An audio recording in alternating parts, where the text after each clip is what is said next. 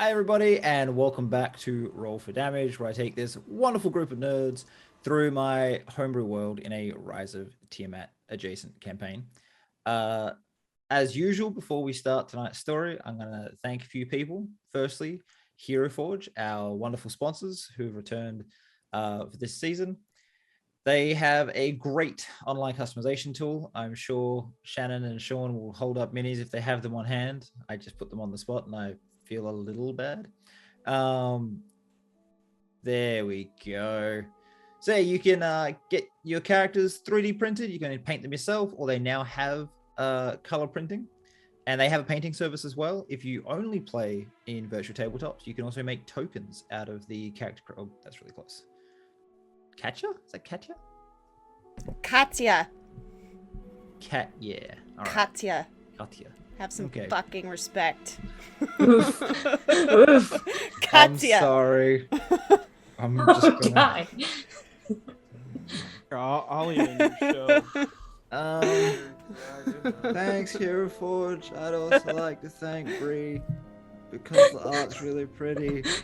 I'm feeling a little intimidated by Shannon right now. As you should. As you should. Yeah, thank you, Bree, for the art, the logos, the layout, everything. It's really good. And lastly, actually, there's two more, but Siren Escape for the sounds you'll be hearing throughout most of the session. They have a cool music player, thousands of tracks to choose from. Check them out. It is there's a free sort of set you can choose from, or there is the subscription, which is not too expensive. So I know plenty of people that have used it for just the quality of what they give you. It's really good. And lastly, now, Josh, our tech, who also is returning as the DM to Humblewood this coming Monday night if you're in Australia. I believe it'll be Monday morning if you're in the US. So sorry, US viewers, it's probably a bit hard for you to catch that one. Right. Okay. I do have my dice. I had a small heart attack. Everything's fine. Sean, recap.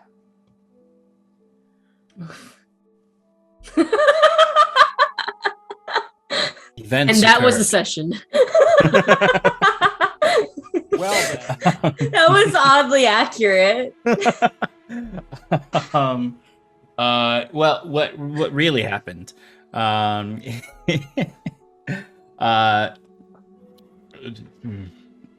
know there's parts that I'm forgetting, the big chunks of this that I'm forgetting.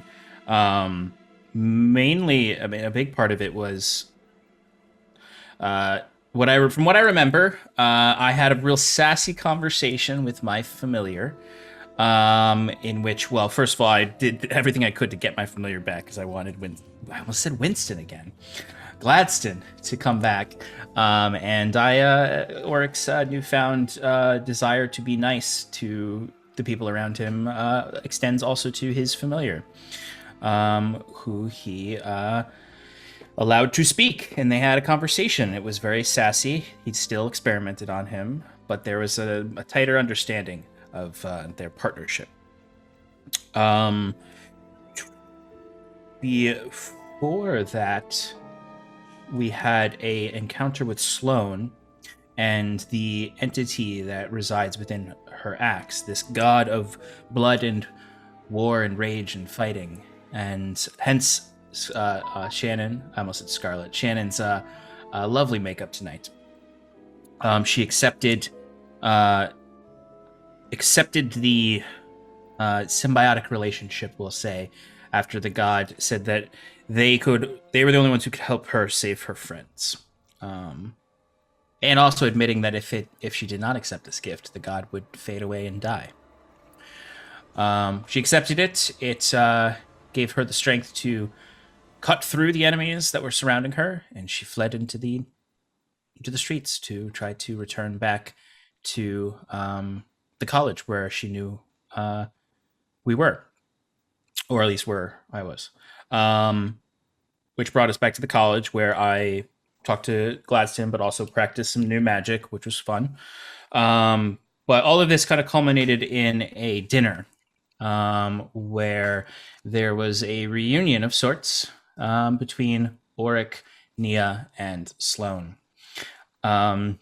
It first started with Nia slinging a lot of accusations at Auric, and he was not having it. And in the process of not having it, he grew very angry. And within the process of growing very angry, many spiders showed up and took it upon themselves to start weaving me a new arm, a new forearm, which I loved.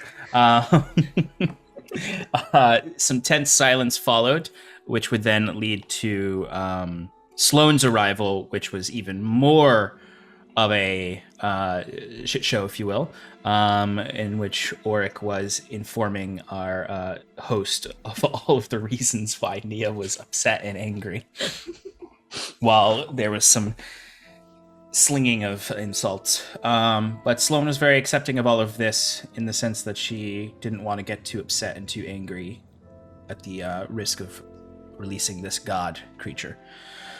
Or at least releasing her new, her new lycanthropic form, her new Were Sloane, that is adorable and terrifying. Just like bears in real life. Just like me in real life. Just like Shannon in real life. Actually, it's a really good description of Shannon. We've seen many examples of that now. But this also culminated in us being told of a job that Saren is leading an expedition to complete, and we are to help as servants of the Umberheart House. But also leads to a discussion about the cult and the Five, in which Auric implies to Saren that he has every intention of snuffing out the cult or helping with the cult, showing kind of a unified interest between Saren and Auric. And that was also around the time that a floppy web arm came out from under the table. I feel like there's something that happened at the end that I'm forgetting. At the end of the dinner conversation that we ended on. That's what I remember. I don't think anything happened. Anyone else want to fill anything else in, or we good there? Saren and Nia had a conversation that was... Yes. Oh, yes. I forgot. Yeah, because Nia, for like the first time, I started expressing that she, like, all of the feelings she had during season 1. Yeah, and how we're bad people. She's been pushed to a limit. She has.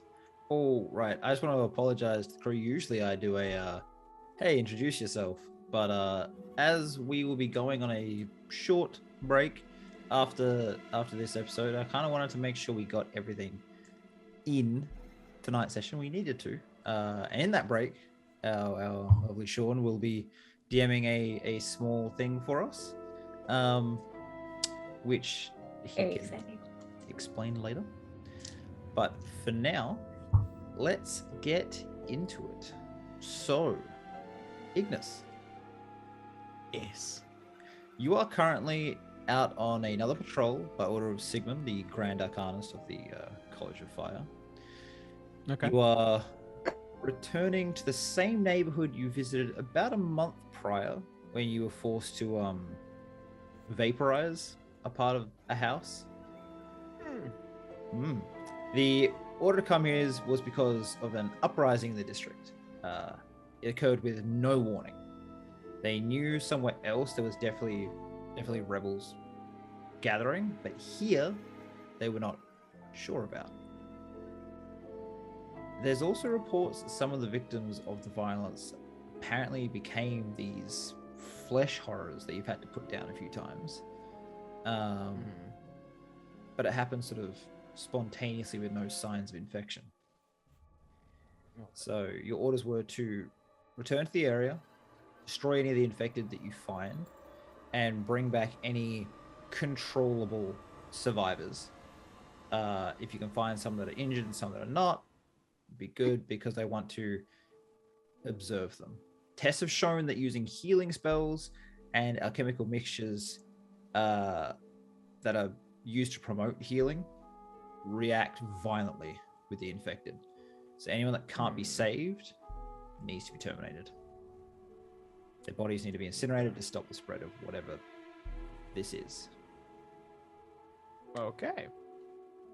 So, as you move through the city streets, you hear the sound of thudding and screaming coming from around sort of the corner. And if you look in that direction, you can see the roof of a church standing above the rest of the buildings around it.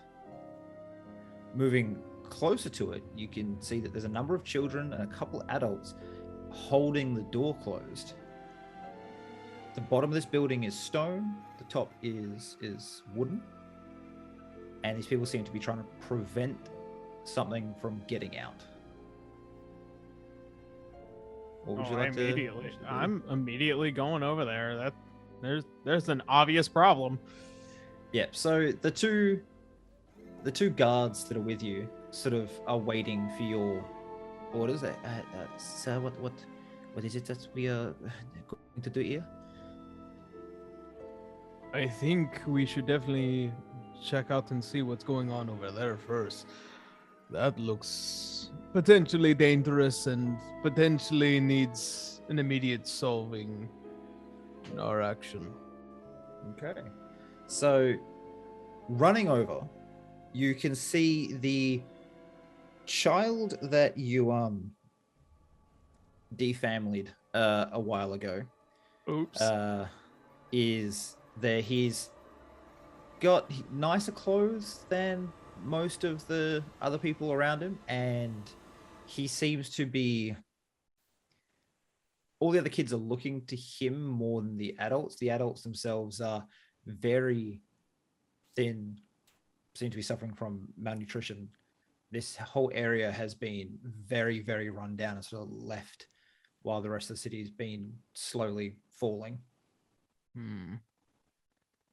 So, you approach, the banging intensifies. You can hear the sounds of sort of like groaning and growling coming from the inside of the building. Everyone stand back. So, are you insane? They're going to get out. We can't stand back. And he turns to look at you and sees who you are, and sort of just stops and goes sort of limp, realizing that the Ashman. And as the kids sort of look to you, they all flee. The doors swing open, and one of the adults is knocked to the floor, the other one backing away. I tell the guards to pick up any of the adults and drag them back as quickly as possible. As soon as that they get out of my way, wall of fire, just to kind of circulate between the door all the way back to around where I am. So that way there's no way out. They only have to face me. Okay. So the guards run in, pull these people out, and just whoosh, happens as the wall of fire sort of circles the area. The creatures start come tumbling out. There's a few that are still humanoid that look like they were trying to escape because there's like claw marks in their back. But at this point, they've fully turned. One stumbles into the fire, walks a couple more steps, and then falls down dead. But the others are heading for you. You can see through the gathering smoke and flame as the heat from your wall of fire is burning the top of this building now. The stone's still more or less, unharmed. But there's something larger in the back that looks like it's almost different bodies stitched together, dragging itself forward, maybe 10 feet tall. It has to duck to get out the door. It's about 3 or 4 humanoid shapes in front of you and this very large creature. How would you like to proceed? These things are pretty slow right now, so I'm going to get you. You can have a surprise round effectively before I get anyone to roll for initiative. All right, I am going to start with bursting out with my. What is it? Where is it? I'm going to bonus action Otherworldly Wings, just to kind of give me some upward movement, and put myself about 10 feet, maybe 15 feet above over this area that I kind of control with the wall of fire and the doors. And then, let's see, since wall of fire is concentration. Your otherworldly wings, what form do they take? They look like giant phoenix wings.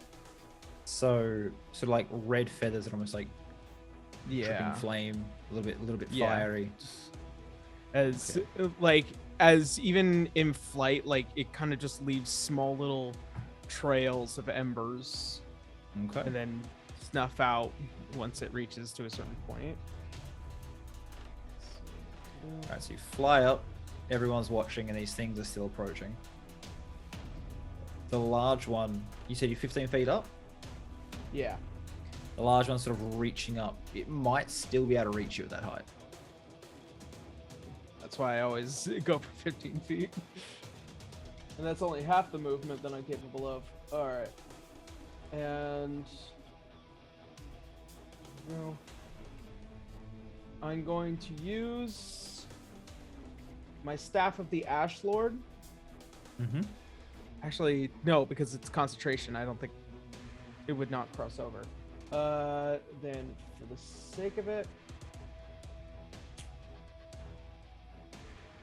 low level fireball will do it. What level? Do it at level 3. Okay. So, this small beat. How do you cast? Are you casting it with your staff or out of? Like, tell me how you're doing the somatic components. As I go straight up into the air and look down at all these creatures, I kind of just extend out my hand and just grip it and allow it to burst in that small area, taking out whatever creatures are trying to crawl out through the doors.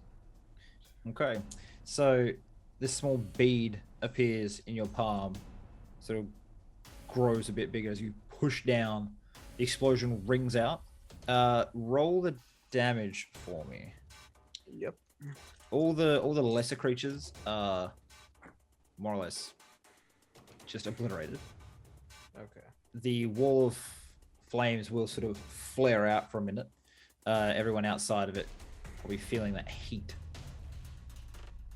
But the biggin,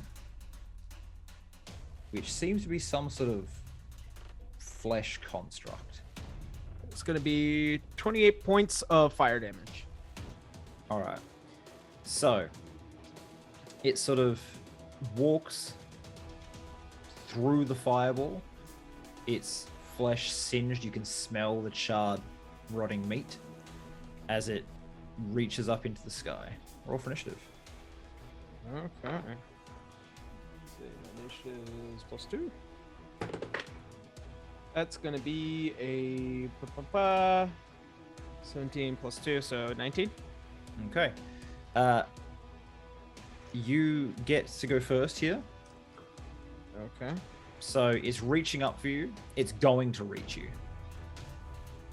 And you can also see that, like the rest of these creatures, its limbs can distend. So its legs seem to be stretching. Its arm seems to be stretching. Naturally, it could reach you anyway, but it's growing to match you. And as it's growing, it's sort of like taking in all the chunks of flesh left over by the flesh horrors that you destroyed. It's absorbing their mass into itself.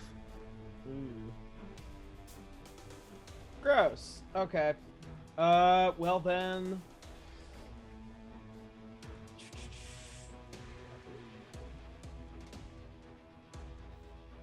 Well, let's just rain hell on this motherfucker.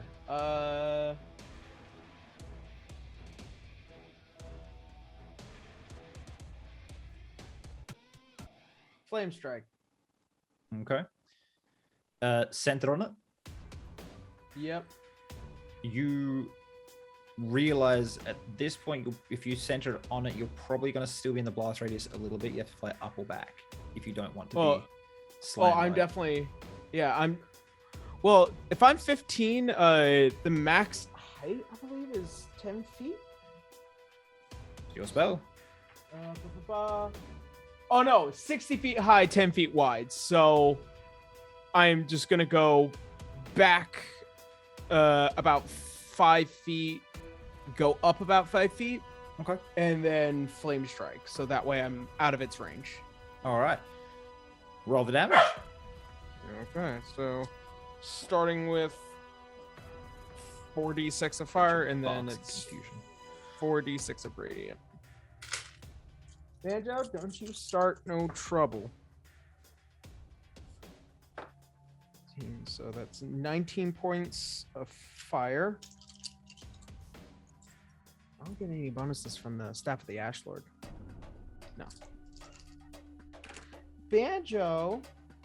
Ooh, you know, noisy boy. Okay.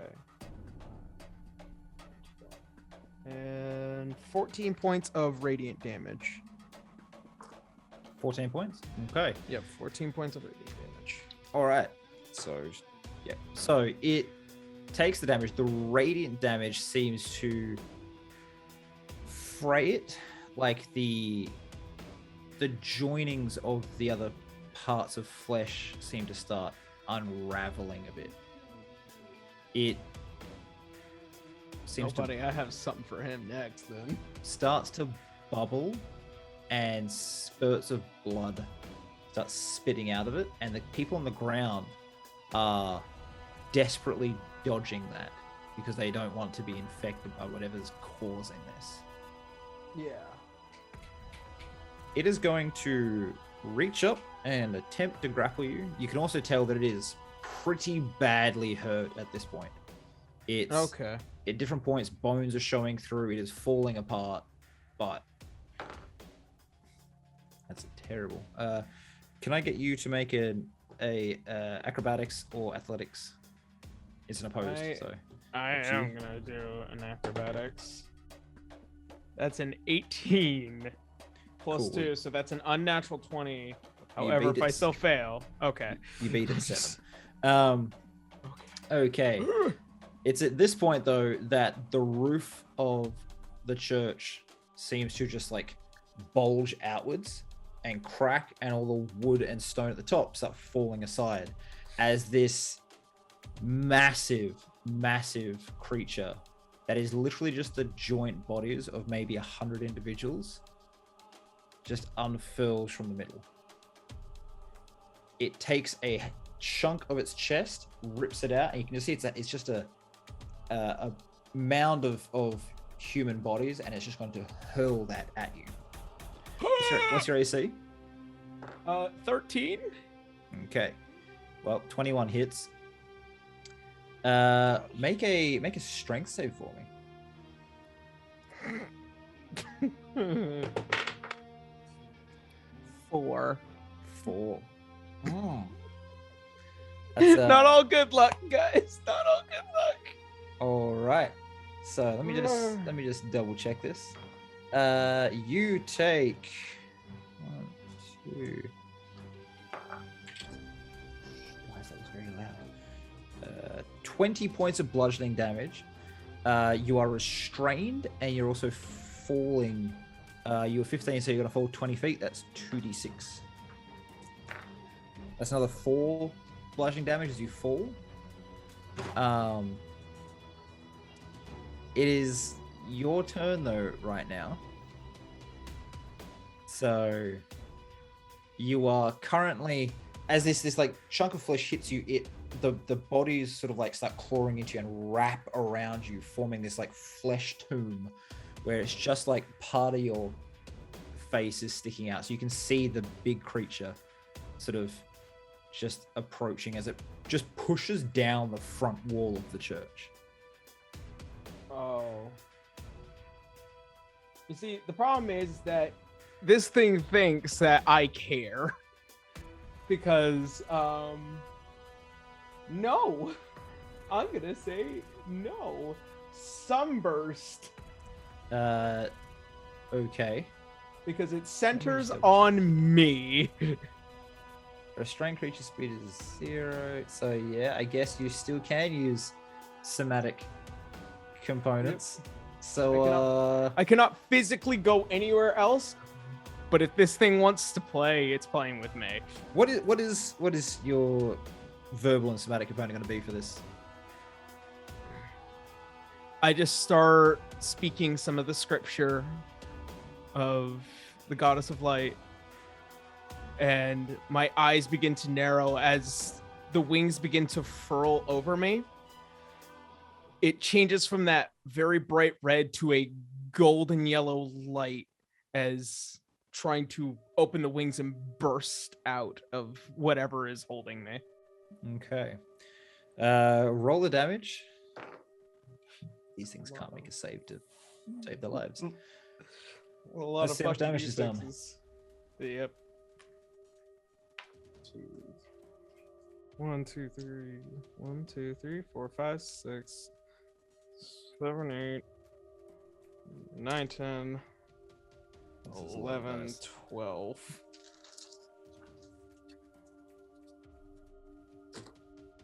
Okay. Now to start counting. Me doing math rock stuff. All right.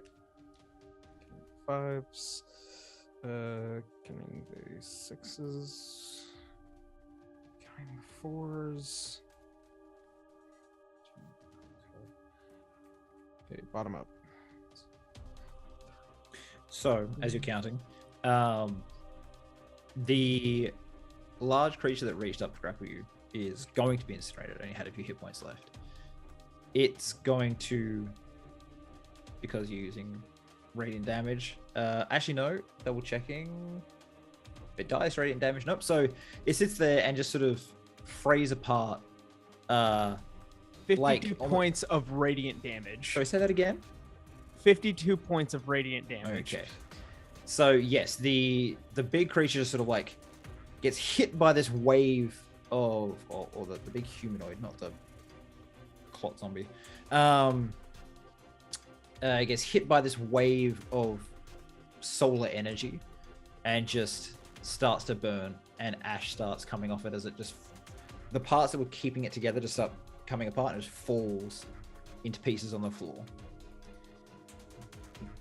Big one though, the mass of humans, sort of each individual mouth opens and starts screeching at the pain, and it keeps coming. You can make another strength check if you wish to break free. It's the end of your turn. Yep. Okay. So 14. It's a fail, which means you take 3d6 necrotic damage. That's 10. I have a -1. Okay. That's 10 necrotic damage as the creatures start trying to add you to their mass. You can feel your flesh starting to like join with theirs a little bit. One of the guards runs over because there's still guards there, and they pull the other people back. It just took them a turn, and they are going to attempt to assist you. No, I tell them to stay back. Yeah, look, they've got one purpose, and that's to keep you alive. So, oh god, they have run over. Buddy. DC. No. Yep. So, one sort of comes in and just grabs it with his mailed hands and starts pulling it apart, and the other one sort of grabs you. This is their action to do this, so they're not going to get a chance to attack. But they pull you out. Unfortunately, next up comes the attacks from the big boy. And now that he's within range, I need you to make a Constitution saving throw. Oh, I'm actually pretty okay at that. So 19. That's good. And your friends, 1 pass, 1 fail. As this thing gets closer, the smell of like long time unwashed, rotted bodies hits you. And yep, everyone's faces was about right. So one of the guards starts choking on the smell, falling to the ground. The other one sort of grabs you and pulls you up and away, maybe 5 feet back. But let's do the attacks. Okay. That's a nat 20 and a... Where's my dice? Alright, on first guard friend, he's dead. He's flat. So the first guard cops the nat 20, and just the creature's about 25 feet tall. It's just big chunky meat fist slams down, and there's sort of this like spray out from under the weight of it, and pieces of mail rings just like pinging off the areas. The force has just snapped the armor. The next swing is coming at you. So that's a 25 is going to hit you, yeah? Yeah. Uh, No, don't worry about it. I did roll quite high for that. So you're going to take... Oh, I rolled really badly. 16 points of bludgeoning damage. I need to make a strength save. Ooh, okay. That's like 16 damage. All right. And then strength save. 16. That is right on it. So it hits you, and instead of going and flying through the air, you just sort of like get glanced by it. While you still take the damage, you don't get knocked prone or fall or moved. Okay. You're still on the spot you're on. It is your turn though. All right. I'm done with this. Am I free of the? Yep, you are free. Physically You got free by the guards. Free by the guards. Okay. All right. 30 feet straight into the air. So you're looking at this thing eye to eye at the moment.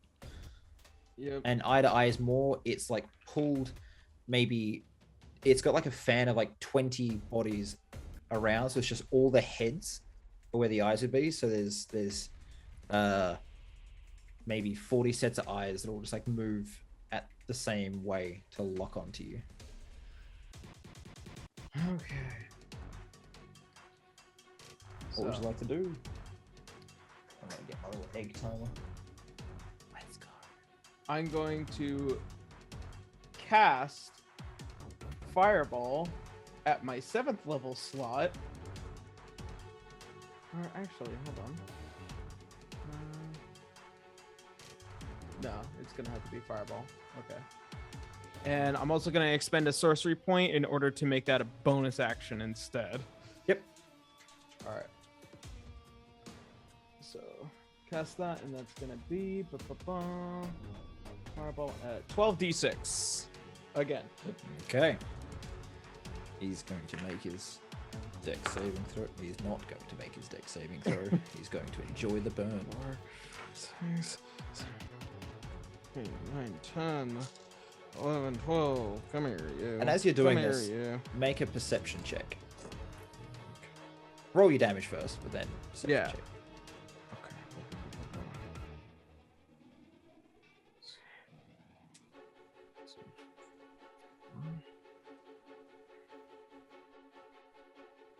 8, 12, 16. 19. All right.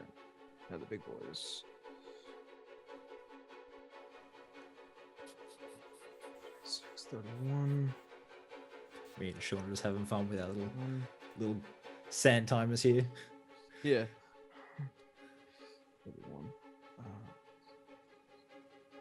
See, that's going to be 49 points of fire damage. 49. Okay. Right dead center in its face. Okay. So let me just double check its resistances and immunities. Okay.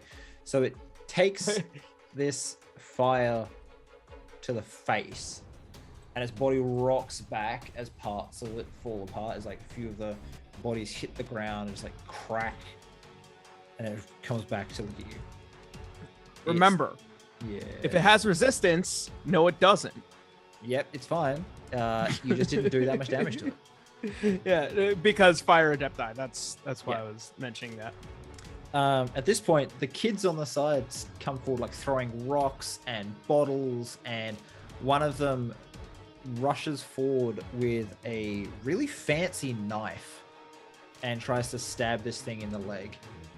Can I get you to make a perception check, please? Sure. Weakness. Perception Don't you Plus- kill Stefan. is +3 plus Oh, great. 16, so no, plus 3 plus 13, so 16. Okay. 16? Okay. You can hear all the independent mouths whispering along with this sort of like faint sound on the wind, as if more voices elsewhere are saying something. It's for le sh for le sh.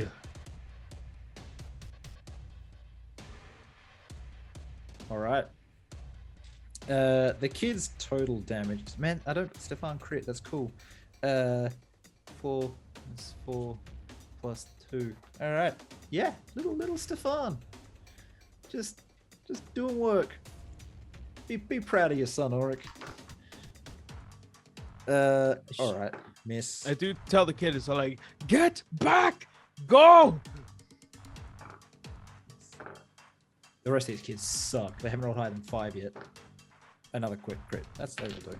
Oh, I forgot to roll my constitution or my concentration check for the wall of fire, by the way. Yep. Go for it. So that's gonna be a 16, at least. For the how much damage did it do before? It did 16 damage, so you matched it, so you're fine. So that's okay. Right. The other thing is, I need. How much damage does your wall of fire do? Because I had forgotten about that as well. Oh, wall of fire at. He's been burning a little bit here. Bit crispy. Wall of fire at 5th level. One side of the wall selected when you cast a spell deals 5d8 fire damage to each creature that ends its turn within 10 feet of that side or inside the wall. A creature takes the same damage when it enters the wall or the first time it on a turn or it ends. Okay. The other side of the wall deals no damage, which, you know, the inside is doing damage. The outside, not so much. Yeah. If you want to roll your 5d8, go for it. And it is going to step forward. And, your guard as well, who just can't roll either. Cool. The creature's turn. It is going to attempt to grow back its chest piece. It does. As it just absorbs any mass from around it, including the bit that already threw at you. Getting back its ability to entomb flesh. That's going to be 30 points of fire damage Cool. for the fire wall of fire. It is still alive. Oh! It is going to.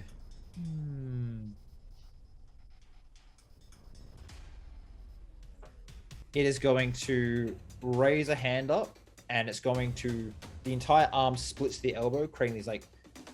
It's almost like human centipede style, like flesh tentacles, and it's going to come down as like wrap around you. So let's see. Can I get you to make a strength saving throw? Let's see if I can make it. Seeing as how I've made none of them.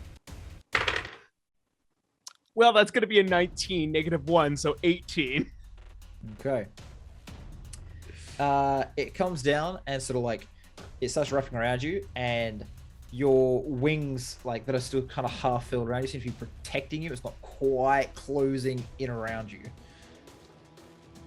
It only gets that one action, so it's your turn. You are not restrained. There's gaps you can move out of if you need to get away. Oh yeah, I'm moving out of that gap as quick as possible. Thought you might. Okay. There's gotta be.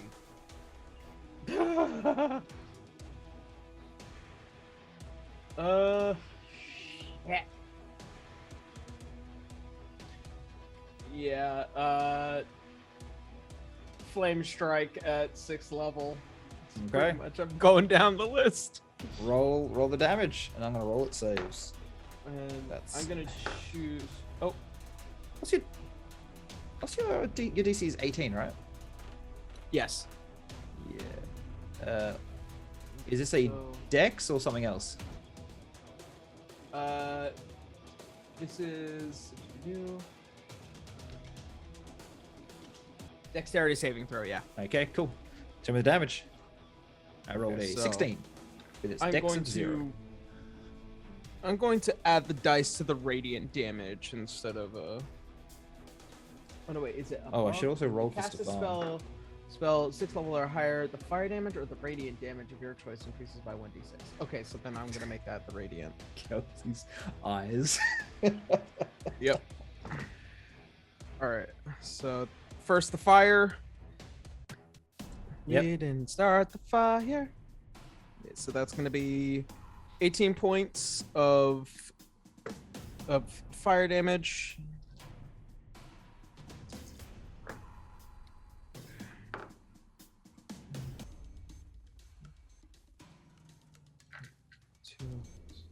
And that's going to be 25 points of radiant damage. Okay. So, with that, you start casting, and this like pillar glows for a second before snapping into existence, and your guard realizes what's happening, and he sees that Stefan is at the base of this thing. The small child that ran up to stab it would be in the radius of this right now. So your guard is going to run in and grab the kid, throw him out of the. I'm going to use it. I'm going to use another one of my points. I'm going to use Careful Spell. That allows up to 5 creatures to automatically succeed on a saving throw of a spell you cast. Okay, so the guard's saving throw would be an automatic success. Yeah. Which would still burn the shite out of him, just not kill him. Yeah. So the kid that just got saved by your guard just watches as the guard starts screaming as he's been set on fire and filled with sunlight. At the same time, the giant flesh abomination collapses as its whole mass just crumbles to the ground.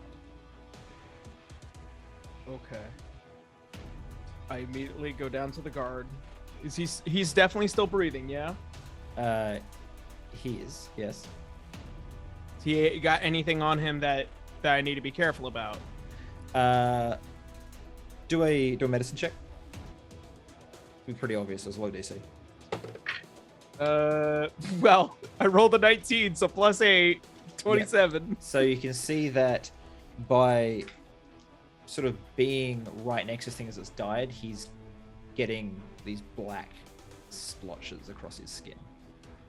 Is it so? This is still early onset. Can I? Early onset. Okay. Fuck. This is the reason why. What about me? Actually, double check on me. You seem to be fine. What about the kid? The kid that got thrown clear, he's fine. All right. So if this is early onset, I know I can do this. This is gonna be on my last 5th level spell, Greater Restoration on the guard. Mm-hmm. And that should clear him, yeah? Yep, you have the material components still, don't you? Yeah, I do. Okay. Probably my second to last, so I can only probably do this one more time. Alright, so that's greater restoration, you said? Yep. All right, I'm just double checking something. Greater restoration. Excellent. Okay, so yes, he is the splashes seem to like melt out of him and fall to the ground. There's like black ink and start just oozing their way across the floor. All right. Well then, for my 2nd, 3rd level spell slot, Cure Wounds. So that way he's in tip-top shape. Mm-hmm. So 3d8 plus 5. And then also Empowered Healing if I decide to spend the sorcery point, which I will because I want him to be alive. Okay. So as you're healing this man, are you just going to take all these kids and the guard back to the college? Yep. Okay. Okay. There are there's 3 girls and 4 boys here at the moment, between the ages of 10 and 16. I give him back 19 points of healing for this dude. Okay. All right. Oh god, I'm almost tapped. We'll just go from there to this to the dinner table, as Ignis would be heading back. Yep.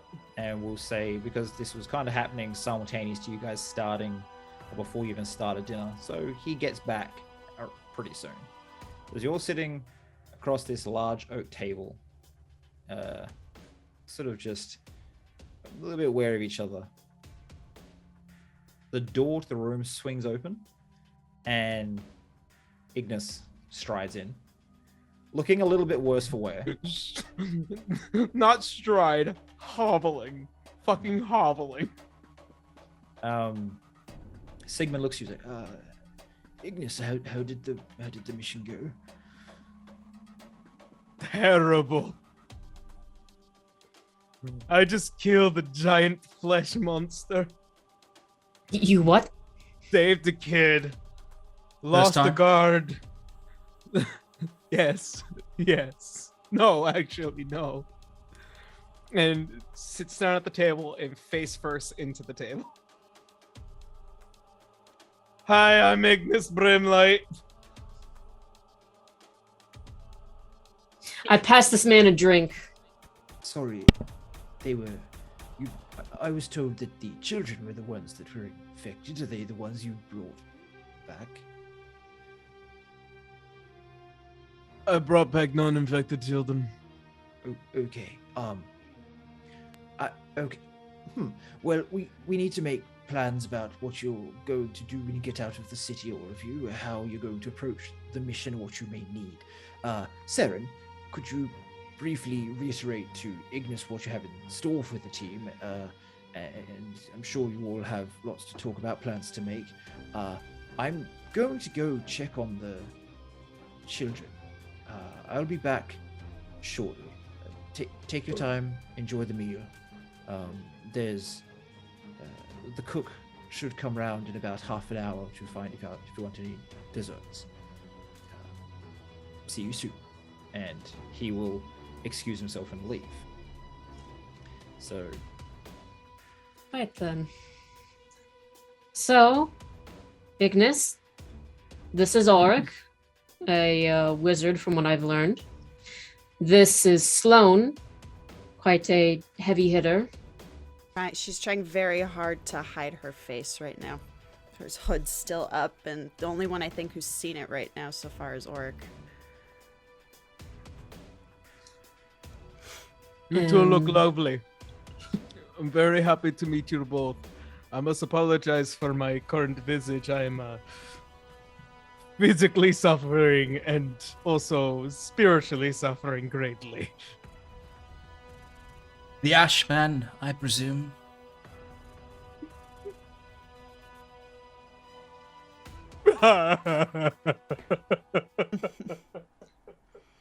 Oh, dear. Not what I was expecting of a terrifying executioner. I didn't want this.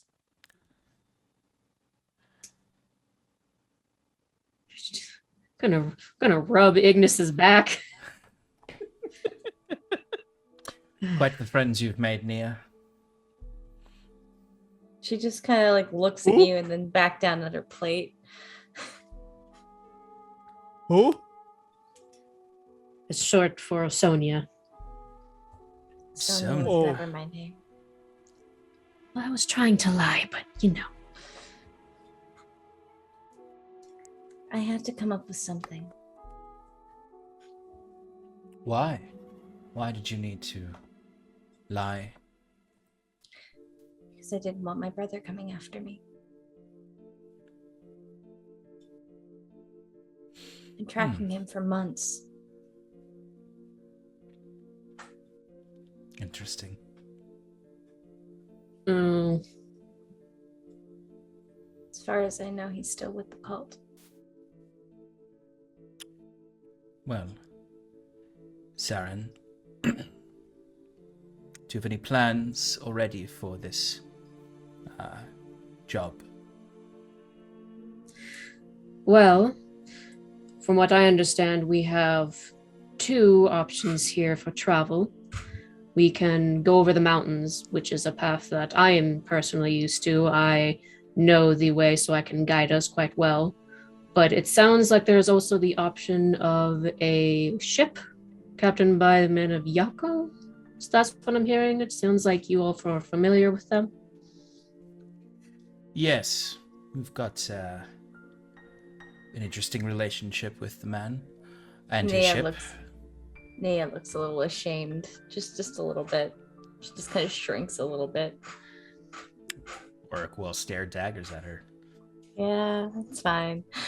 That one's earned. The cult is in the mountain. That's where Sorry, mountain? the mountains to the west. That is where their bases are, their homes are, their prisoners are. You're still pursuing the cult? Of course. I have Arron's journal still. It's not here, it's in the Umberheart Manor, but if you help me get it back, you can go through it. Well, that is the first thing you've said tonight that I've believed and have been interested in. Shit. Okay. Yes. What does this job entail, Saren? When I spoke of the cult earlier, you expressed interest in rooting out the cult. Oh, yes, I want to absolutely destroy them, to put it bluntly. We share that wish. What have you I'm heard glad to about hear the that. cult? What have you heard about the cult, Saren? I hear that they're trying to bring back the mother bitch of all dragons. And because of my own research and things that I have learned about, besides the fact of how I absolutely don't want that type of monstrosity here, as well as any part of her brought back of what it can do to other people. If Tiamat is brought back, that's going to cause a tear in basically the fabric of existence, the balance. And that's going to unleash something worse. Yes. There Yes, was no, something- I don't think any of us would like the return of Tiamat. Something you might want to know then about one of the heads of Tiamat. the white one is weak right now. Is that so, Nia? Mm-hmm. I told you Is I've been that- tracking my brother for months. Do you think I didn't find anything? No. Did you think we didn't find anything either? What did you find then? Where is the white one? Do you know? I assume in the mountains. Perfect time. Such perfect Was it Sam's intention to have you find it for him? What are you talking about?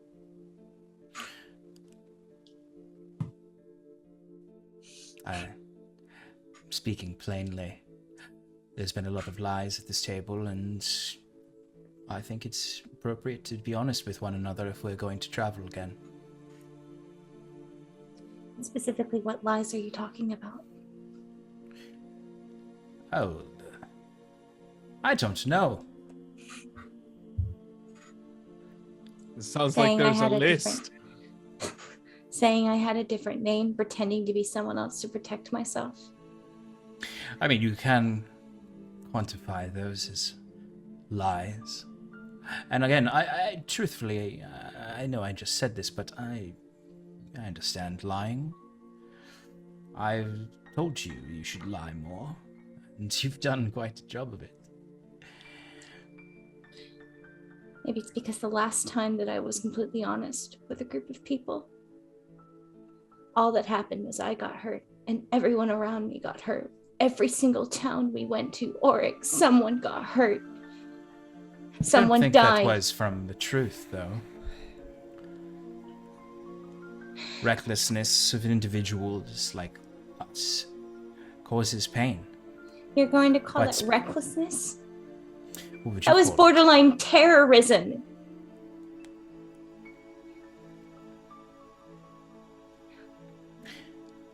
I find terrorism typically has a political motivation, and I think we were more like a tornado, a cataclysm. Doesn't And make that's it from any disaster. better. And that doesn't Yes. make it any better. See? The Ashman knows. That doesn't make anything that we did any better. I agree. And every step we took, we just got deeper and deeper. There was no stop. There was no rest. So do you think maybe this time around it makes sense that I'm lying more? I'm being more guarded? I would Or do you agree. expect me to still be the stupid little girl you met? No. No, after what you've been through, I would not expect you to be the same girl. So afraid.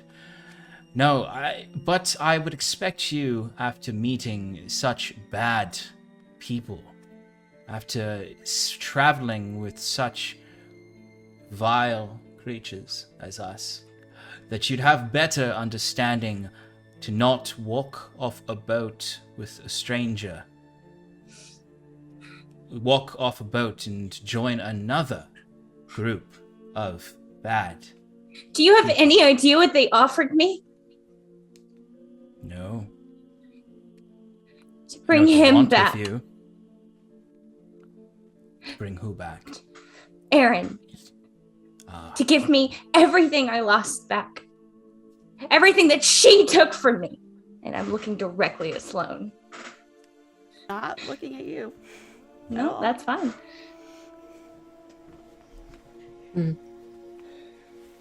And you would sacrifice all others to die with Arron in the shredding of this world? Quite frankly, I don't care anymore. I tried to care about people. I tried to do the right thing, and look what it did. I lost my arm. I lost my family. People who claim to care about me. I come to find out that they're the reason. I'm still staring at Sloane. that I'm all alone now. No.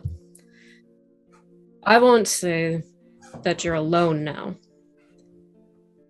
Because even after finding out that, well, you did full well go with them for a reason, and they haven't been tracking you down, following you down, forcing you into the things as you've told me. I had to make sure you weren't just going to turn me over. No. I wish you would have told me things from the start. Because I still have interest in helping you, because I still see something to help in you. Frankly, I've come to care about you during this time that we spent together.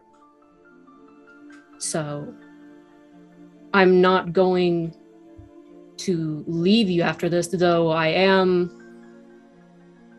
disappointed and I guess in a way upset, but I can get over that. I know lying. I lie myself. But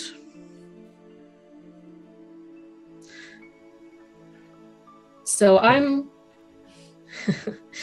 going to help. I'm going to help you, and I'm going to help this group because from what I can tell is that you don't actually have bad intentions. You don't do these things on purpose. However, as Ignis and Orc, have you said, you're like a storm.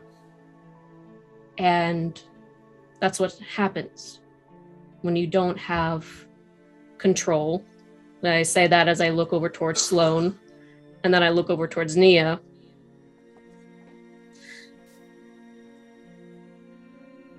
Now, me helping you comes with me helping you not be with the people that do harm on purpose. I understand that you're upset with what these people have done, but you need to also realize as the Sam person, the difference between these two groups is that Sam does it on purpose. He actually seeks it out and does this. I don't think the promise that he's made will come about how you want it. It's not going to be good. And you will be more destroyed even than now. Even if that doesn't seem possible, trust me, it can get worse. She doesn't look like she believes you. Well, if I may, and I hate to ask personal questions because I know it can bring up a lot of negative emotions. How long has this significant others of yours been deceased? A few months. Is his soul bound to anything? Was his body infected?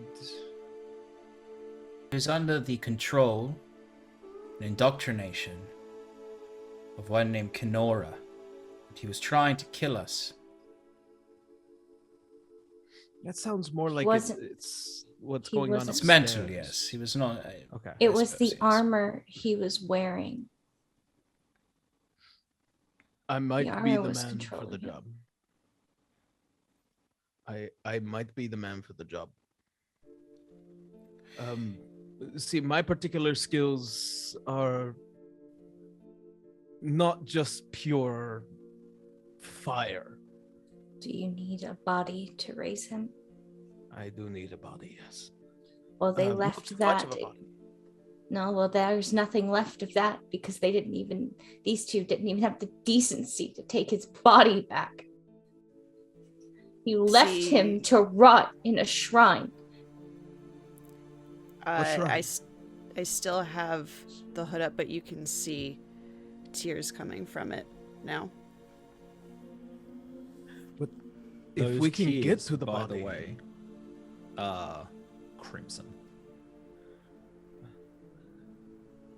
All the more noticeable. I cannot rectify what is between any of you. I barely know any of you. I merely just met two of you tonight, and Saren has been kind enough to follow me through a lot of these matters. And you, I have somewhat of an idea. Someone who's lost. Someone who has almost no faith. And I am sorry. I have a question. Do you wear your holy symbol out visibly?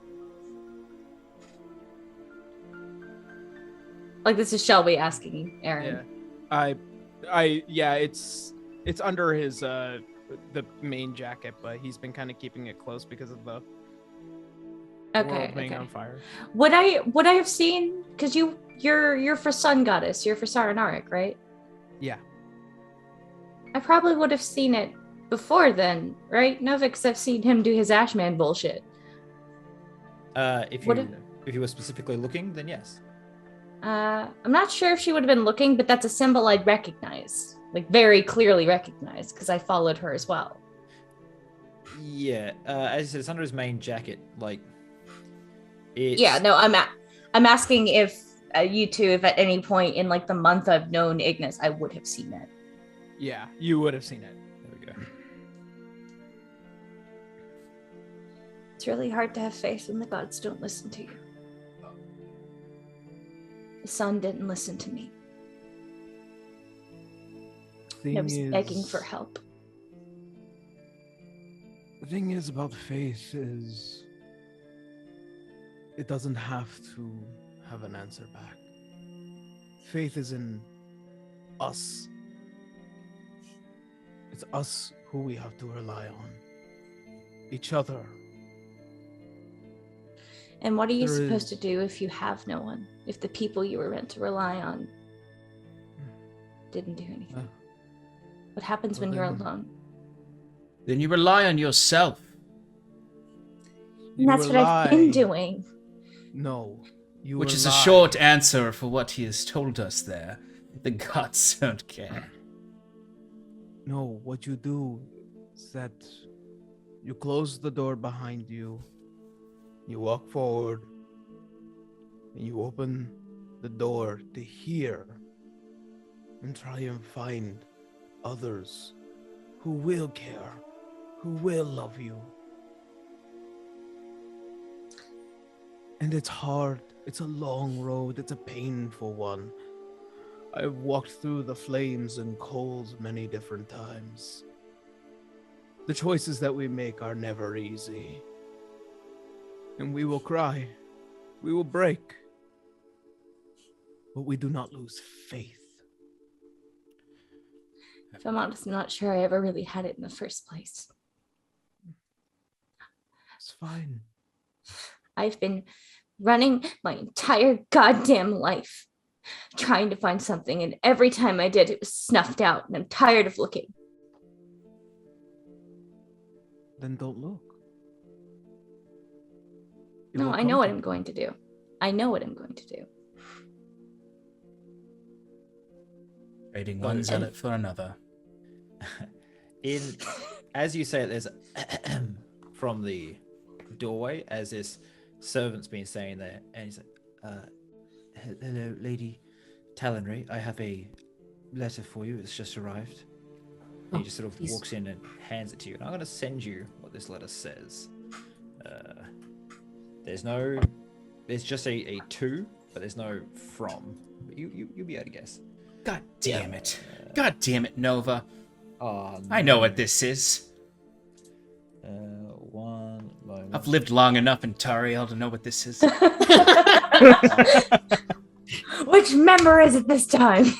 You guys can continue your chat. She's just reading a letter. He will then turn about and leave. Sorry to interrupt. He just like looks very like, It oh is- god, this was heavy that he's been listening to. It's for, like, poor. It's perfectly Slaves. fine. Don't Oh worry. my God. There's Auric a at this lot point of in his high life emotions. is this close to assaulting every postman he sees. USPS is a very hard job, man. It ain't easy being a courier, let me tell you that. That's not. I used to work for UPS. I know it's not hard. It's not easy.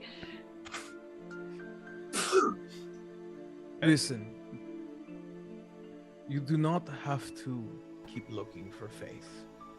The choices that you make, faith will find you.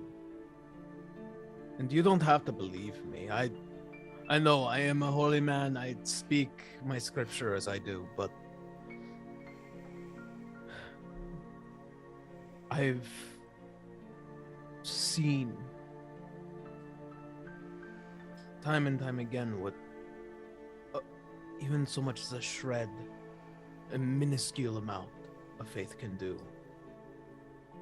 And if you want someone to believe in you, if you want someone to care, then I will be the first one to do that.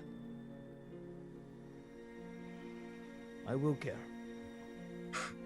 And you don't have to believe me, but hopefully in time, you'll find my belief, my faith in you will be reciprocated.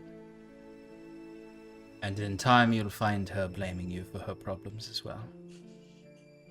Oh, have you not seen the city? Have you just not seen it? This is all my problem. This was all me. And I don't like it. So don't worry, I'm putting up with enough of it already. It's understandable. You can nearly die. You can go through hell. You can go through all sorts of portals of darkness and terrible creatures. And you can face eternity. And if Nia will not know what you went through and blame you. Yes, we left his body there. We left his body there because we were tending to your broken body. We were ensuring your survival. We were bringing you through thicket and thorn to get you to someone who could help you. And doing everything we could.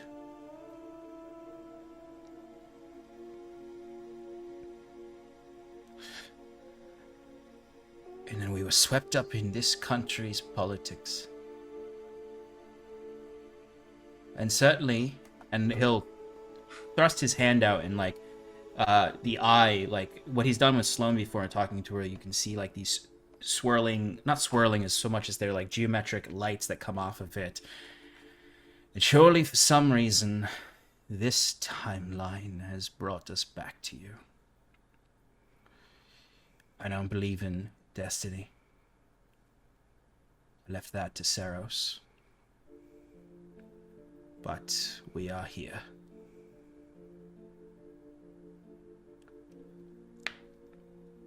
Where are Saris and Leaf? They're cleaning up, I believe, after your new friend's messes.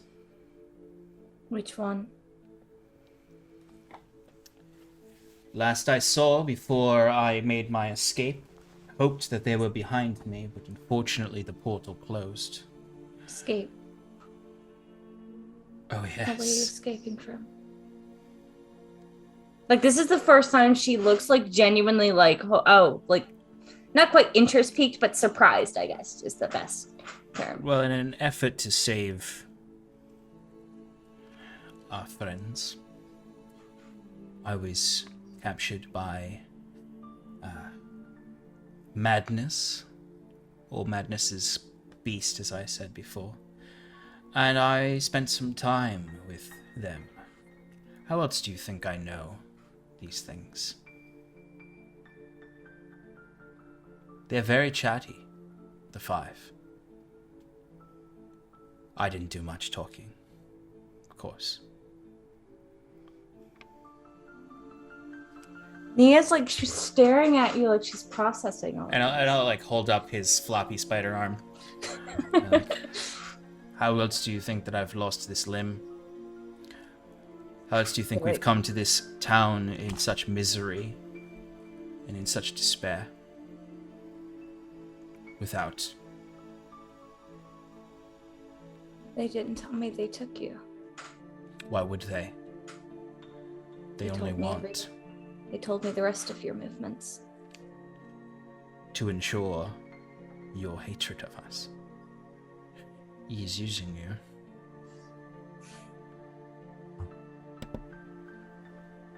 He wants you and your dear brother to serve their purposes. My brother is on the trials.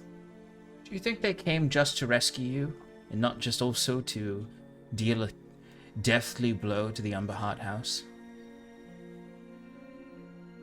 Sam spoke with Robert Umberheart frequently about Tiamat, but not just Tiamat, but Bahamut. What are you talking about? There are things I know that you don't know, and things you know that I don't know.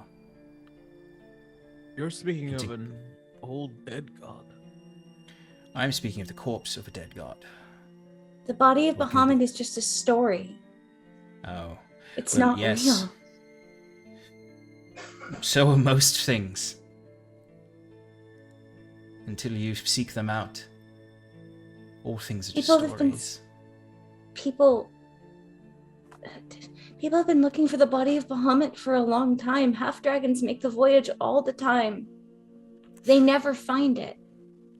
And now that Tiamat's heads are appearing in the skies, I'm sure people said that was stories as well. This is a time for stories to be true.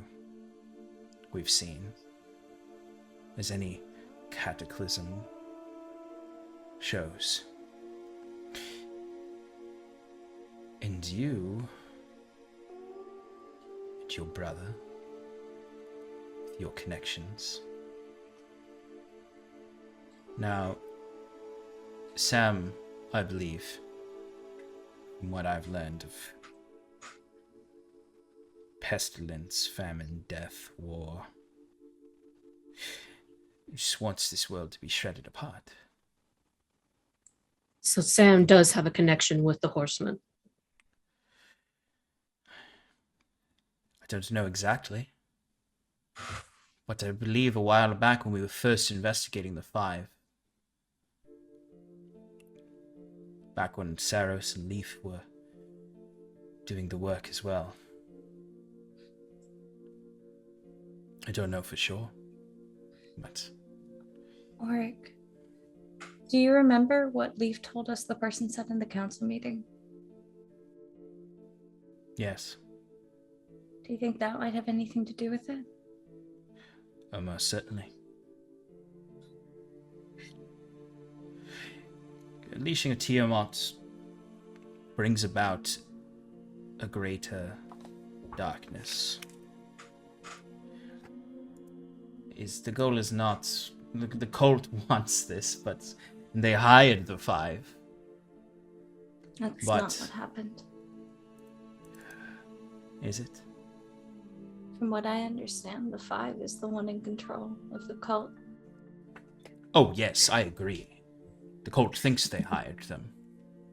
No, Clearly, Sam intends more. he hates gods. He hates things that try to be gods. He hates things that feel like they have the right to choose for everyone else. Truthfully, I agree with them. Hey. But I live in this world and I'd rather it not be shredded. But I agree, gods are a nuisance. Feeling as if they're Squinting separate your- from... And I'll squint right back. Yeah, actually, Auric, I Don't think be you rude. I think you'd notice my platinum scale is missing, and I was never seen without that before. You've come to understand, I think, despite this Ashman's words.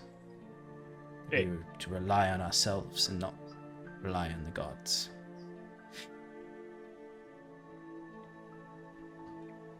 I did not Even choose in that name. I did not choose it.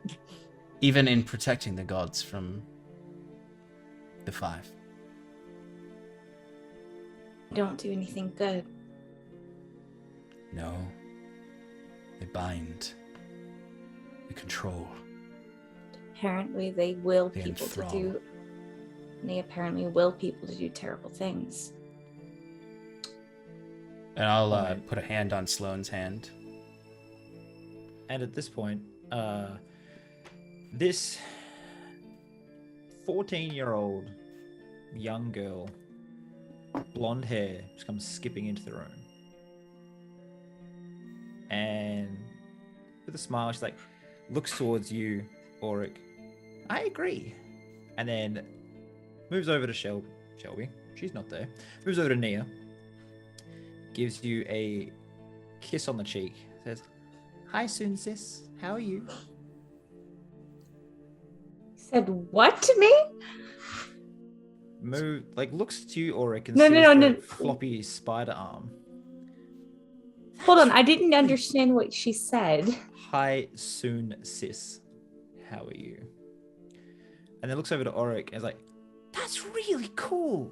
And comes up and just picks up your arm. What made this? And just looks at it. And there's this warmth Who are you? to her touch. And the spider silk arm, the silk goes black and kindness, and it regrows the hand into almost like a spider limb, but with fingers instead of our clawed tip. Did a fucking god just And I have skip its way into the room? Control over them? Like my hand. Are you? Yeah. Do I know who this is? And she looks to you, or it's like, I'm sorry brother did that to you. Have fun. And Part of the five. starts moving back towards the door. Just keeps. Yeah, do I know who this is? I immediately go after her. Yeah, me too. I'd like to go after my apparently new soon sister. As you stand up and move towards the door, take a break. Yeah, please.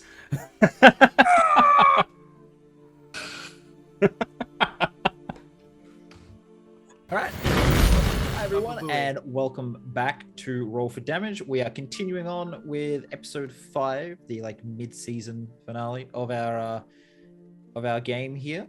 It's a Rise of Tiamat adjacent campaign called The Scales Above. Yeah, an interesting character just came skipping into the room, called Nia her sister, gave her a hug. We had a raid while we were away. Thank you very much. Really appreciate it. The welcome in. It's great to be raided by you again. Oh, you just got another raid. And the Careful Ooh. Cantrip. Thank you very much. Oh, Wow, very generous. Yay. Everyone hit the raid emotes, whether they're mine or Yeah, or, yeah. the free ones, anything. Just all the raid emotes. Welcome, friends. Thanks, guys. Welcome. Welcome. It's a weird episode right now. As I was saying, a crazy blonde-haired child walked in, kissed Nia on the cheek, gave Auric a spider hand, and then just left, and it must have seemed very, very jarring. So, Yeah. So Yeah. from that, Saren has already finished reading this letter. There is a flash of light from her eyes and her sword, and just on this small area coating her body, burning radiant heat that burns the letter to a crisp as she's just like, right, well, I have a lot to say to your group, but right now, we need to follow her right now. And she I- gets Being up. hit by the side of this. I'm already That's a new development. out. I am already out of my chair. As soon as that girl started leaving, I started following. Wait, no, come back. Nope, I have so not many listening. questions. No, to the child. Child, come back. I have so So- many questions. Do I recognize which one of the 5 this is? have you No, met no. this one before? I would hope so, because I thought it was despair, but Nope. no. Would Okay, I cool. reckon was Flesh there when I was You imprisoned haven't at all? met her? No. Okay, she cool. was too busy Okay, so- doing things. I think I just heard about her. Cool. Yeah, no, I'm going after her then, because damn it, Flesh, fuck you. I'm And angry as with you. As you are chasing, there's two guards that are moving very like erratically and jankily down the hallway towards you, and they're like, "Run!"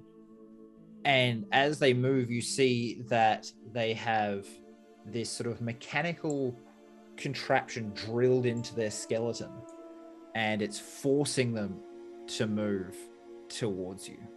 Oh, that's some saw shit. That Hmm. does it look like they've got weapons drawn, or They do. They have halberds at the moment, and they're advancing down the hallway, points out towards you. Just they now like clang off the wall. They're about 20 feet back, and they're just trailing blood behind them because this has happened recently. Like this has just been somehow it's happened in the castle or in the tower, I should say, while you guys have been having a nice discussion. just so I remember correctly, Saren did give me a rapier, right? Yeah, just a basic rapier. Yeah, cool. Just making sure, because I'd like to draw that. I'm not engaging. I just want to be able to defend myself as I am moving back. How far is this child away from us? She's on the other side of these two guards now. Just walk Ash straight. step. I was about step behind her because Staff of the Ash Lord. Technically Misty Step, but it's more Ash. Yep. 60 I feet found- right behind her. So you And just, I like, look he just down with disappears into ash and whoosh, down the hallway, reappearing behind her. And hello, little girl. Got to Nova, head towards you. Yes. can I spend a deed point to use graceful stride to move past the guards without taking an attack of opportunity? You can. This is the first time you're doing anything with your new subclass. Yeah. So, Yeah. So Nia gets she takes on a very precise stance, surprisingly light on her feet. And I would like to start making my way forward, ready to dodge whatever the fuck these guys are gonna try and hit me with Yeah, as I'm they're- weaving my way through them. they're pretty janky, so you just kind of like make an acrobatics only because they are filling up most of the hallway. You have to like sort of like duck between them a bit, slip between the two. Acrobatics? Mhm. Just normal acrobatics. Yep. Okay. It's like I 18. kind of Yeah, no, yeah, I'll get to you in a sec. So, you, sorry. Ignis is going to be ahead of you, and then you'll be following in. All right. So, It's fine. before we get to everyone else, she's cocked ahead at you. Ignis like turns, look over her shoulder, turns, doesn't say anything. Hello. And I kind of do a slight Russian squat to get down to her level. Mm-hmm. Who are you? Where did you come from? She And is why are you hurting people? going to do nothing more than giggle and boop you on the nose. And I need you to make a Constitution saving throw. That's not a good boop. No, this is bad. And Bad boop. Bad boop. Bad boop alert. Bad boop alert. Okay, so that is a 19 plus 4, so 23. Okay. Do I make it or not? On a On a you 20. do make it just. Oh! And she's sort of like just gets like upset. So sorry. Ah. I know there's currently a pandemic going around. I know it's rude to sneeze in front of people.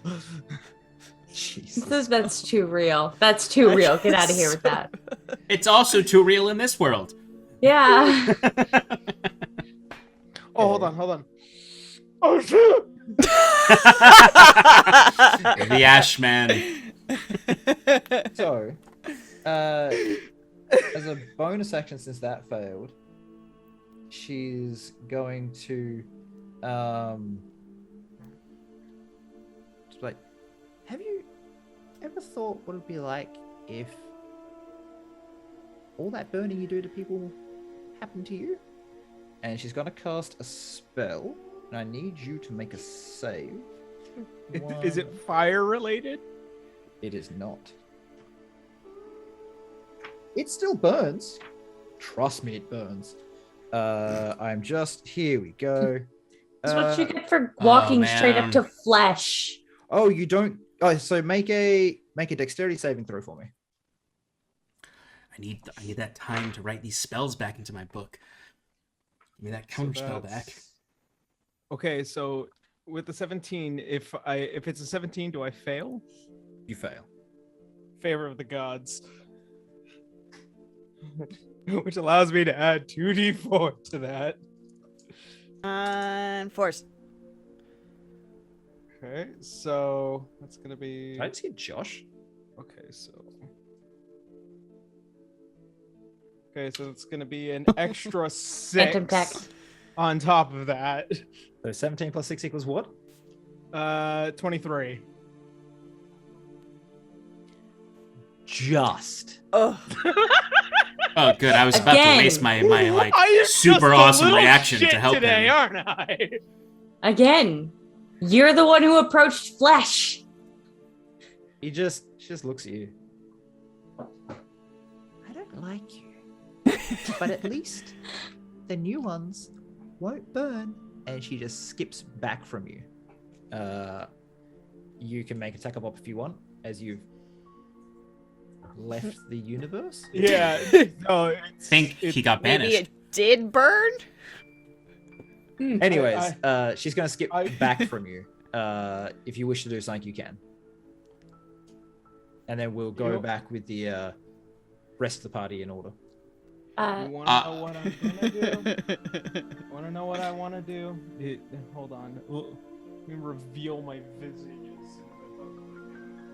We can always we'll come back to you. You're a Okay, bit yeah, shocked yeah. at this stuff. All right. We'll say Shelby happens first, and then I'll get you guys to roll for initiative. So, Cool. yeah, what are you doing as you slip between the two creatures walking forward? Yeah, no, what I want to do is try. They're still wearing, I'm assuming, wearing the normal clothes, right? Yeah. Would I have in my like search for things I could use, like clothes, would I have like potentially been able to grab a knife to use as a dagger? Because I basically want to just like catch the blade on some of their clothes and stab it into the wall to slow them down from getting to the other two. I would say that you just left a dinner table, so you could probably have brought taken a knife steak with me? knife, yeah. Cool. Want to do that. You can make an attack, and then if it succeeds, you'll need to make a strength check to push this into the wall. Okay, strength is going to be fun. But that's a strength check, right? Yeah, and then it's going to be a opposed strength check to see if they can pull out of it. Well, then I'm pretty sure I have a feature that will allow me to get advantage on that. Let me look at my deeds real quick. Well, make your Sorry, attack first. Yeah, let's do that. Do you just want me to use the stats as if I was throwing a dagger? Yep. Okay. So all I have is the staff of the Ash Lords Yep, to attack we'll with. So get back to you in just a sec. Yeah. Just because you were disappeared. I'm gonna Rafiki this bitch. Yes. 17, 20. What is a Yep. So what you the? hit. My brain hurts. So It's what is okay, 17 plus 8? You hit. 25. It's fine. 25. Thank you. So, make a strength check. Okay, I need to Never need mind, to you double succeed. check. I rolled a 1. Don't worry. It's fine. Oh god, I lost a D10 somewhere. I'll have to find it later. Yeah. So this person, just slowly like tugs at the wall, and it slowly starts turning around, but its body can't twist properly because of the mechanical contraption on its back. And as you move past, you can see that there's a hole in its back and this thing is something that is almost like, it seems to be like powered by their heart. It's Oh their open god. heart, and then the mechanical parts come out and drill into their body. Okay. Then my question is, would you have considered Oh wait, no, I can do this as a bonus action. I'd like to use my quick draw to do my rapier attack. So I imagine I had to put the rapier in my sheath in order to like stab it. Yep. Yeah, so rapier attack, and I would like to spend a deed point to try and cripple this bitch. Gripple? Yep. Okay. Cripple. Okay. For hamstrung. Yep. Go for it. It needs to make a. Okay. Hold on. I need to check my Needs to two make hits. That probably hits. 19. Yep. That hits. It needs to make a saving throw. I'm sorry, the way I have this put into D&D Beyond is dumb. It needs to make a Constitution saving throw. I believe it's 16, or it is Okay. crippled. Okay. What? 15. So it's crippled. And I don't know exactly- what that exactly means because you didn't entail it in what you gave me. So I'm going to Okay. assume you know what it means when I've crippled something. Yep. Don't worry. It just means that it effectively counts as restrained until it passes a con save. Cool. Yeah. Then no, that's all I wanted to do. I'll stay Alright. where I am for now because I feel like I'm gonna have to contend with the other one. Yep. So you've just sort of like driven your rapier through its leg, and it just sort of like stops moving, like it's hobbling. And between the Oh, knife need in to the roll wall damage. and that, it's not doing a whole lot. I didn't roll roll your damage for that. Hold on. and then I'll get back to. Oh, this isn't my fancy rapier. This is the normal rapier. So this is just -1 damage on this. That was shitty. That is 3 damage.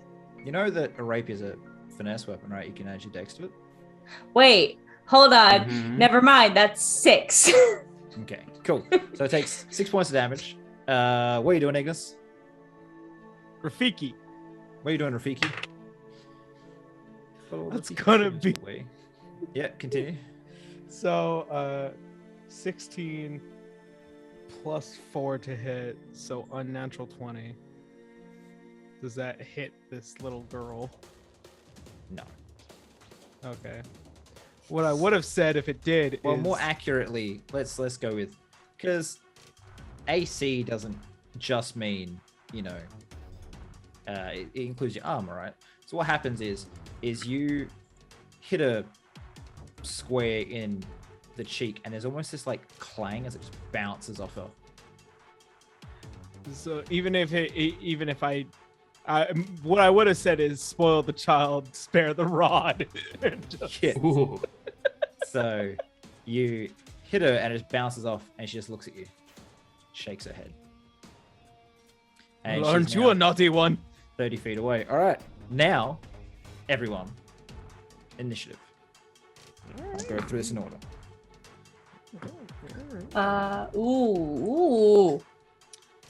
18. Okay. 21. 23. 21. Jesus Christ. Shannon. Advantage and +9. Yeah, I forgot Shannon. 24. Why is everyone so fast? Oh, boo. With I also have plus +9. With my +8, I have a 9. Oh, no. Oh, Oh, no. Oric, you can't. Hopefully, you'll get to test out your new spider arm. I'm sure your Drider friends are gonna love that. Your Ettercaps, just becoming Or more just- and more like them. He's just spending his moment just like rethinking. He's like, do I really want to be a father? What do you Child. Is my daughter gonna be anything like this girl? Like, Ignis, what'd you get? I rolled a 16, so 18? It was 18. So that means, Oric, you are dead last. As a time wizard, it's really weird. It always happens though. You're like, I got No, time. I'm don't What worry. usually happens when first, you 'cause I take have your that +8. time? Oh, that's right. You add your intelligence Okay. to that. That's broken. Saren, you're up. E. You've got Okay. a long corridor, 10 feet wide. you've got your friends near you. 10 feet ahead of you is these two guards that are moving jankily. One is currently restrained. And on the other side of them is Ignis and this little girl. Little girl. So, what I'm going to do is that I'm going to run up to the side with the one that is not restrained. Mm-hmm. And I'm going to try and make an attack with my Storm Warden rapier that just flickers off lightning as I draw it, and I will try to slash up the mechanism on them. Mm-hmm. So it's mostly on their back. Okay. Just just do some anime shit of maneuvering around and just ending up behind them. I don't. But no, I mainly just need to make this attack roll so then I can move past them without opportunity attacks. Yep, So, make an attack. okay. And that is a 24 to hit.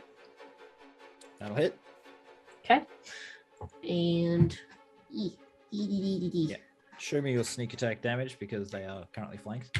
oh yeah, I'm gonna Sneak attack. I'm gonna get a big old dice roller for that because I did not prepare all my d6s for that, and I'm not gonna count that many. I'm not doing that. You can just use the dice roller on D&D Beyond. I rolled max damage for the rapier itself. Now let me Hell yeah. do my sneak. Oh, okay. Oh yeah, fuck him up. Fuck him up. Him up. Okay. Not the Yes. best. So let's see here. Get a calculator so that I don't have to rely on my brain for this. Feel that. Okay. I feel that so hard. Yep.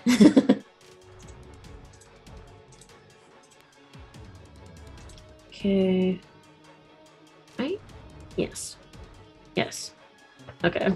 So that is just oh no, wait, I get a bonus d6 of lightning damage. Mm-hmm. Mm-hmm. Okay. So all together that is 35 slashing damage and then 1 lightning damage. Okay. Did not roll too well on that. So it swings down at you, and you sort of duck past the blow and stab out, and just sort of lance straight through the part of the contraption holding its arms, and he just goes limp. And while its legs still move, he can't move his arms. It's Okay. his arms are being completely destroyed by whatever contraption this was. My headset's going dead, so I'm going to change it out. We're going to take a, I don't know, minute. You guys just chat amongst yourselves. Just 1 sec. Okay. I'm about to Flesh do is also. fucked up. I'm about to Anyone do just have also a some- stupid. Don't just have some platinum cord laying around. I need to go shopping for reagents. Yeah, You know, Dimension is so I- expensive. You know, I Dimension is once so had a expensive. disc.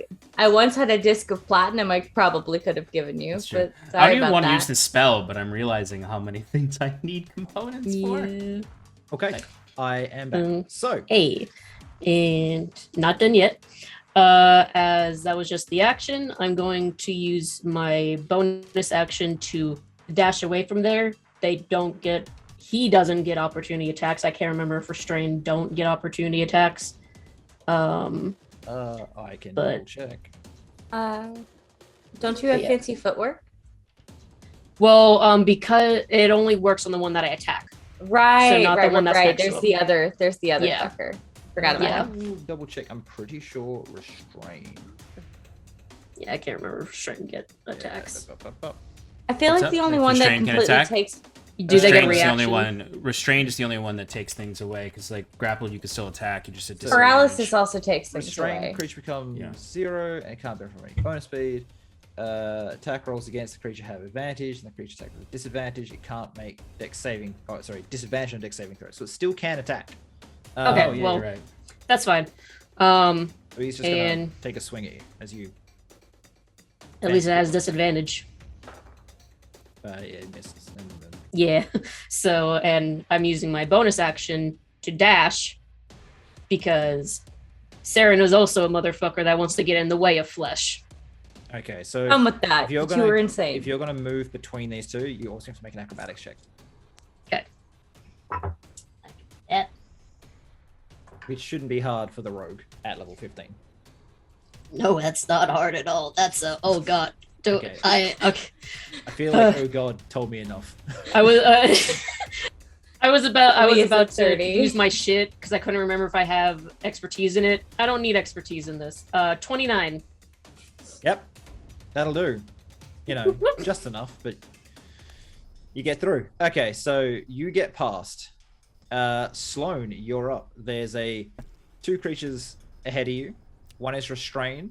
The other one can't seem to lift its arms, and the halberd is dangling limply from one hand. Okay. Well, I guess I'm just gonna. You know what? I am not gonna use my great axe. Or not my great axe. My what's it called? Kopesh. Kopesh. Thank you. I am going to take out my hand axes. And I'm just going to use that because I'm still trying to come to terms with this. And I don't want to tempt fate. So I'm just going to hit with my dainty little hand axes. I'm just going to make a check on your intelligent weapon. Yep, continue. Okay, well, first one probably missed with a 14. No, you'll. Oh wait, 14. That's your roll, or that includes your proficiencies. That's everything. I rolled a 9. No, I rolled a 5. Yeah, that will miss. Cool. All right. Offhand. Wait, I have 2 attacks, right? Yes, I'm a Yep. barbarian tonight. 2 attacks. That's better. That's a 27. 27. That'll hit. That is. Also, if you're 9. dual wielding as a bonus action, you can make another attack unless you're raging. Yeah. Frick! One of these days I'll remember to rage before I start Oh attacking. no. Never. Never. All right. You don't remember on Scarlet. You won't remember on Sloane. Don't remember ever. There's always one thing I forget. It's Hunter's Mark for Rangers. Anyway, Stunning strike for Katya. yeah, 9 points. That was 9 points of slashing damage. And here comes the bonus action roll. Fuck. Oh, well, actually, I thought that was a 6. 18? That'll do it. So just a d6 this time, because it's not offhand. 3 Okay. more points of slashing damage. As you swing down, and you just sort of like, you expected it to like be thrashing about a bit. Are you taking the restrained one or the other one? Whatever's closer. The one that can still move will be closer. So you slash down and you kind of miss, and then the next shot hits it sort of like in the shoulder, cutting into it as your other axe comes in and smacks it in the ribs, and blood splashes across your hands and arms. Oh no. And you hear no. this. Nice try, mortal, but you can't get out of this that easy. As the blood flows across your shoulders and you feel this heat from your Kopesh, and the same markings on the Kopesh appear on the axes. Oh, cool. Shit. I mean, fuck, but cool. Oh my god. That's amazing. So That's very cool. So do those the different stats now? Is it the same as my Kopesh? Next turn there will be different stats for Oh sure. fuck yeah. Okay. Okay. Unfortunately, that means it's Flesh's turn. Oh crap. Fuck, okay. She's going to try the same thing she did before. Well, first you don't succeed. And points towards Ignis. Bad boop. No more booping. Oh my Is this a god. spell? Yes. Counter spell. What level? Considering I don't have too many left. Let's call it 4th level. Okay. It will. If it exceeds the spell's level, Gotta automatically roll. You succeeds, need to right? roll. Yeah, You have to roll if contested the arcana. spell is if the spell is higher than the level you cast it, you roll a straight spell Oh, is it your casting spell ability casting? modifier. So he rolls an You're intelligence. You're right. If the counter spell is higher than the spell's level, though, just Then it instantly. automatically then succeeds. yeah. Well, no, if it, I think Yeah. it If the meets- counter it spell is fits. if the counter spell is cast at a that's what I higher thought, spell higher, than yeah. than what you're trying to fight, then yeah, it's She just sort of automatically just, like- countered. Fine, and points towards Saren instead. And now you can make a Constitution saving throw. Excuse? Well, no, if counterspell works, Mhm. then the spell ends. Yep. And then She's she casts a recasting second it. She's spell. got it. She's super magical. Can you cast 2 leveled spells in one turn? Who said it was If level you're spell? one of the Saren. 5. That's true. That's cocked.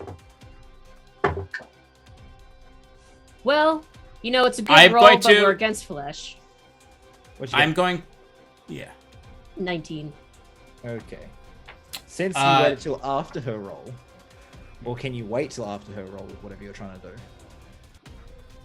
Oh, I thought he had to wait till after the roll. This one doesn't specify. It says when you or a creature you can see within 60 feet of you makes an attack roll, an ability check, or a saving throw, you can use your reaction to ignore the die roll, which makes me think that it's after the die is roll. And you decide whether the What ability is it? Could you read it out again? The whole thing? Convergent Future. When you or a creature you can see within 60 feet of you makes an attack roll, an ability check, or a saving throw, you can use your reaction to ignore the die roll and decide whether the number rolled is the minimum needed to succeed or one less than the number. My choice, so I could choose if someone succeeds or fails something. When you use this feature, I do gain a level of exhaustion. It's up to you. That's nasty. Not attack rolls yet, so it might be. So worth it. technically, she's just made Technically. a saving throw, right? And you can now Yeah. either make it. I the can now minimum do needed to that. Succeed or one less. You can make it one less just for shits and gigs. Just to be rude. I'm gonna let it roll. I'm not gonna use it. Okay. Fuck me up! Sarah needs to don't, experience the please. suffering of this party. Yeah, But, like, sorry, we I've need already Saren burned my to- reaction. Yeah. I'm sorry, but we need Saren to fix this very broken group. So let's not kill Saren, Listen, please. It's the beginning it'll of the be fight. fine. I'm gonna save this for a more pivotal moment. It'll be fine. Okay. You. Your skin begins to grey, Should have used it. and I will leave it at that for the moment. You are Gross. currently restrained. Gotcha. Okay. Okay. Oh no, petrification. And then she's going to fall back and turn the corner at the end of the corridor. Nia, you're up. Wait, can I take a opportunity attack? You're. She's restrained. She Range- technically can at Yeah, I don't think disadvantage. so. You can't disadvantage, Really? sure. I thought you can't do opportunity attacks when you're restrained. No, you can't. think- We just have. When you're paralyzed, I Yeah, think you it's can't just take attack, Bob.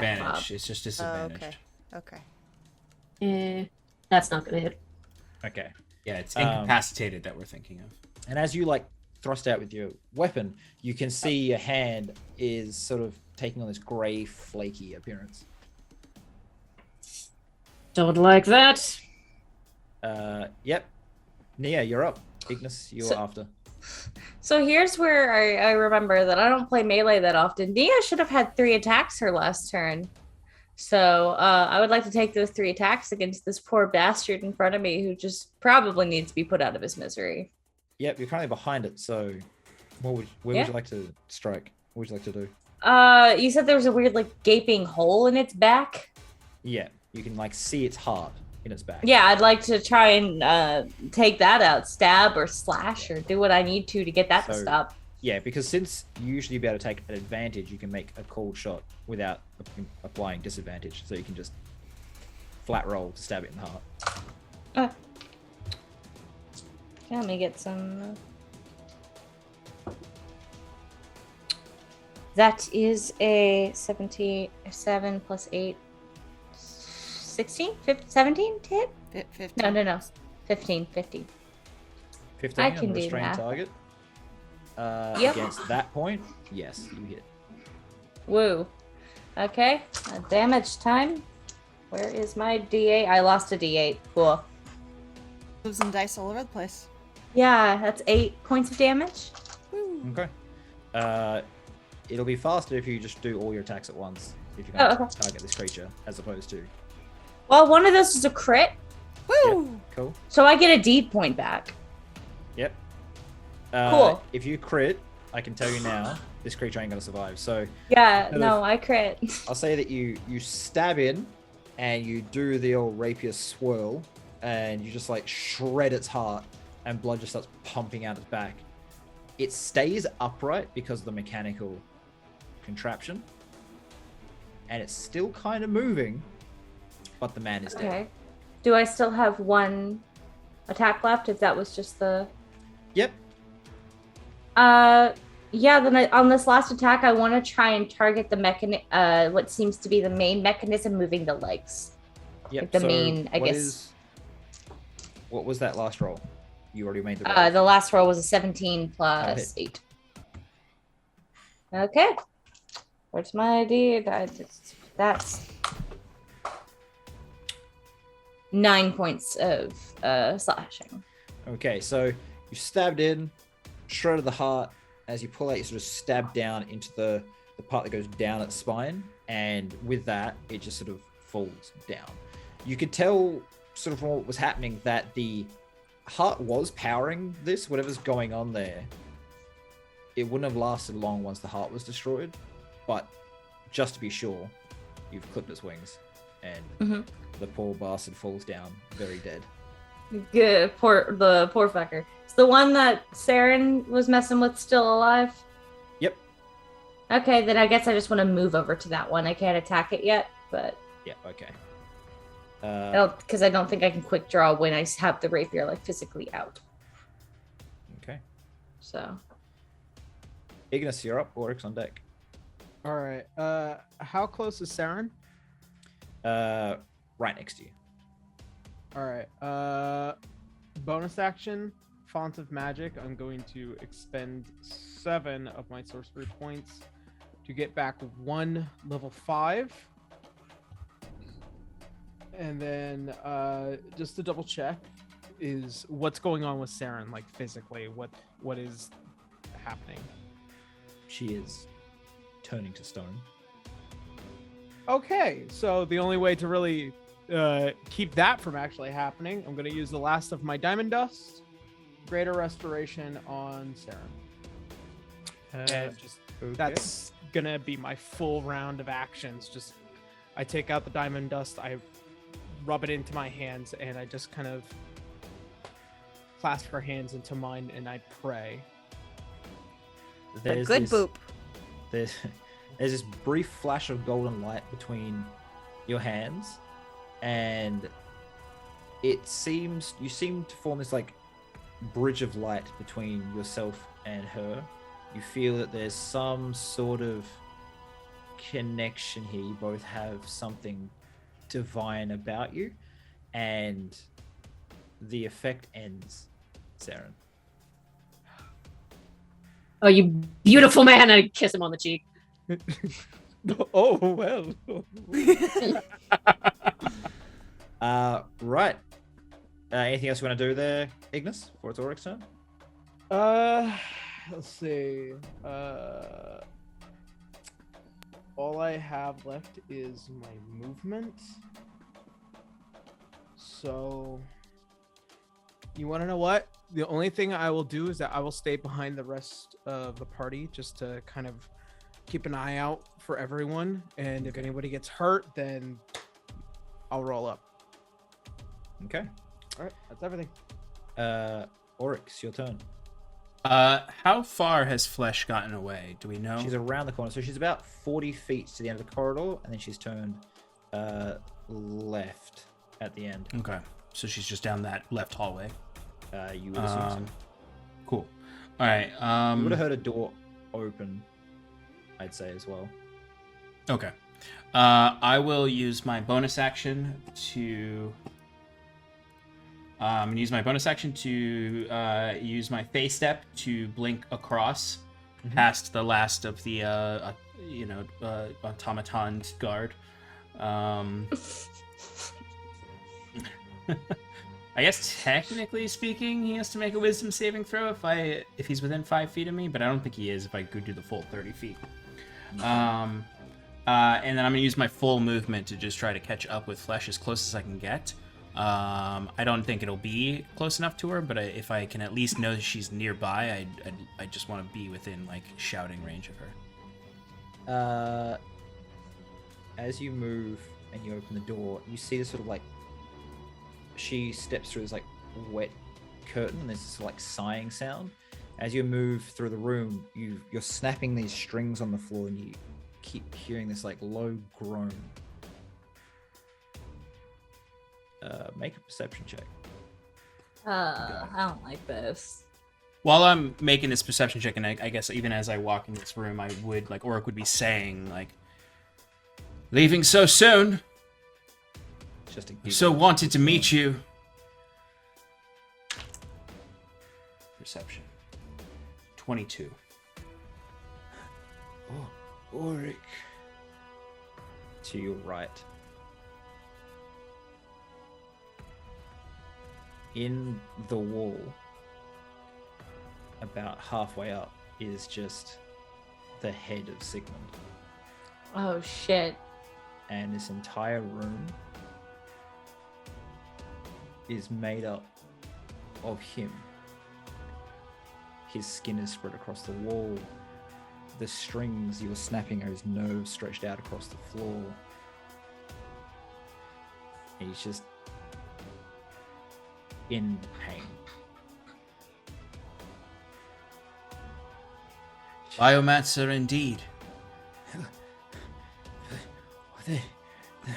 They're in Oric. Whatever you have planned is now. The Hearts have a secret weapon in the sub-levels of their keep. The cages below the prison in the caves. Find Melia. She's dangerous. She can help. Don't make her angry. Be honest. And please help me. You said the name he said was Mela? Melia. Melia.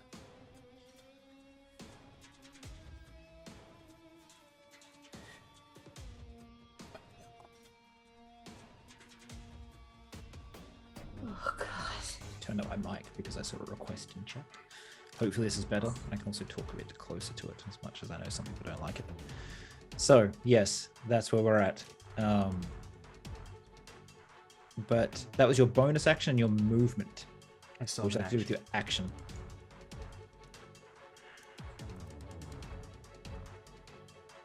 your action. Does this effect on him as the walls and floor and everything of this room, is this a magical effect, or does this feel like there's just a fundamental physical change in his body that was crafted by her? Tell you what, make an Arcana and a medicine check. Okay. Arcana is 28. Medicine is 15. Okay. There's definitely magic keeping him alive, but this is beyond anything you've seen magically. This has to be a mix of science and magic.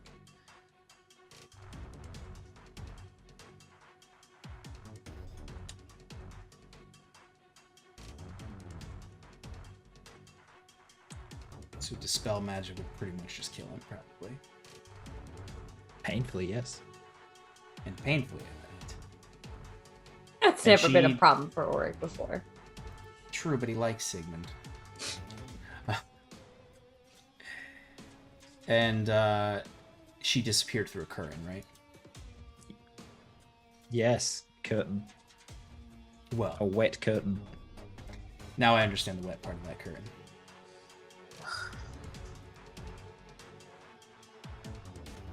My God. Decisions, Oryx. I'll give you like 10 Give seconds. me The hourglass. Give me the hourglass. That's Damn fine. it! I wish I had one to turn over. Get the hourglass.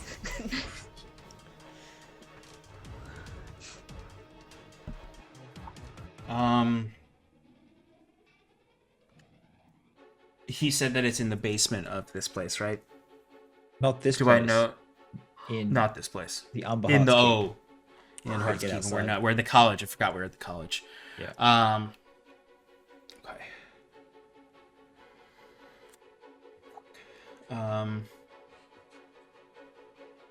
And what this room was before, was this the vestibule? Am I like near the exit to leave to go towards where that?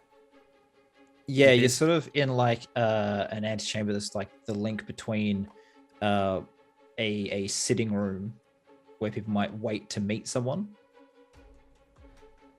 Okay. What I will do then, I'm going to use my action to keep moving as a dash. I want to get out of here and head towards the Umberheart Keep. No. There's just nothing that's... No. I can't do that. I'm going to target a fucking reality break towards where she is. Because I don't know what to do in this moment. There's I'm not no gonna line of sight to her, so that No line of sight. do you yeah. need that? Or are you just gonna blindly throw spells? I'm gonna give you 10 seconds and that's it. It doesn't say I need to see her. It just says a creature. It says you shatter the barriers between realities and timelines, thrusting a creature into turmoil and madness. Target. It's within 60 feet. Reality break or leaving? Reality break. Okay. What's the save? Save is an 18, but I'm going to use my reaction to Convergent Future and make her fail it. Ooh. That's cool. Haha, Nova's face in this. I know it's not going to stop her, but I want her to suffer a little. Make it hurt when she runs Show away. her that the 5 are not the only ones who can destroy minds. Okay. Okay. I want to kiss Oric next. There's a screech, and then from the far side, and that's all you'll get. All right, Saren's up. Just so you know, I rolled the D10, and she did feel the chill of the dark void. I don't care about the damage because I don't think I'm gonna fucking kill flesh here. She is technically blinded until the end of the turn. Okay. But just for a flavor, for whatever she experienced on that other side, is the chill of the dark void. Saren, you're up. Sloane's on deck. Yeah, I'm freaking running towards where Oric is because that I get to experience this hellhole of a room now. I won't describe it again, but yeah, you're running. You feel snapping around your ankles and across your chest as you move in. You would see Oric, he's got like this, there's like energy kinetically moving from his eye to his hand that he is just like sort of concentrating on. Because technically speaking, she's trapped in this for 1 minute, and every turn she has to roll on it. But just, that's all. I'll just freaking look at Oric and be like, where did she go? Can hold her for 6 seconds, probably. And I'm just going to run forward, like, because the only way I could think of is towards what would be the window. And what level floor are we on? Second. Yeah, fuck you. All right, so you run I'll through, jump out the window. run through the curtain to the far side where she's, because you'd have to, because there's no window to this room. She's gone through to the next room. That's where you're going, right? You're chasing her. Oh yes, okay, yeah. I misunderstood what. Yes, to the. Yep. And You pass through that, and you hear something crying behind you as you do that. You see there's an open window. There's no flesh here. You should have the movement to get to the window, but that'll be all your movement used up. I can use my bonus action to double dash, so not double dash, just dash. So So, all right. So then, Eat, Brooks. well, I meant if you've gone up the corridor, around the corner, through the room, to the window, that's at least your movement and an action to dash, unless you want to use your bonus action to dash and still have an action. And you my bonus. see her Yeah. down in the like courtyard, moving away from the place, as infected are tumbling over the walls currently. Oh, eat that. Cool. Yeah. I'm just gonna take a let me double check the items that I have with me. While you're doing that, I did deal 86 cold damage. 86. Nice, cold damage. nice. Damn. It's 10d12 cold Wow. damage for that. Right. That she would How have f- actually felt. How far out there is she? She's about 20 feet. 20 feet? Yeah. Okay. You're going to lose some movement jumping out the window. Yeah, that's fine. Said that when it end. Hold. How many seconds did Oric say that he can hold her? Well, What she was has your to turns remake taken the so far? save. 6 Yeah, seconds. it's just so she has to remake the save, and she's probably almost definitely going to. All right, guys, pick it up. What's going All on? right. Or I could take another exhaustion point and keep her here.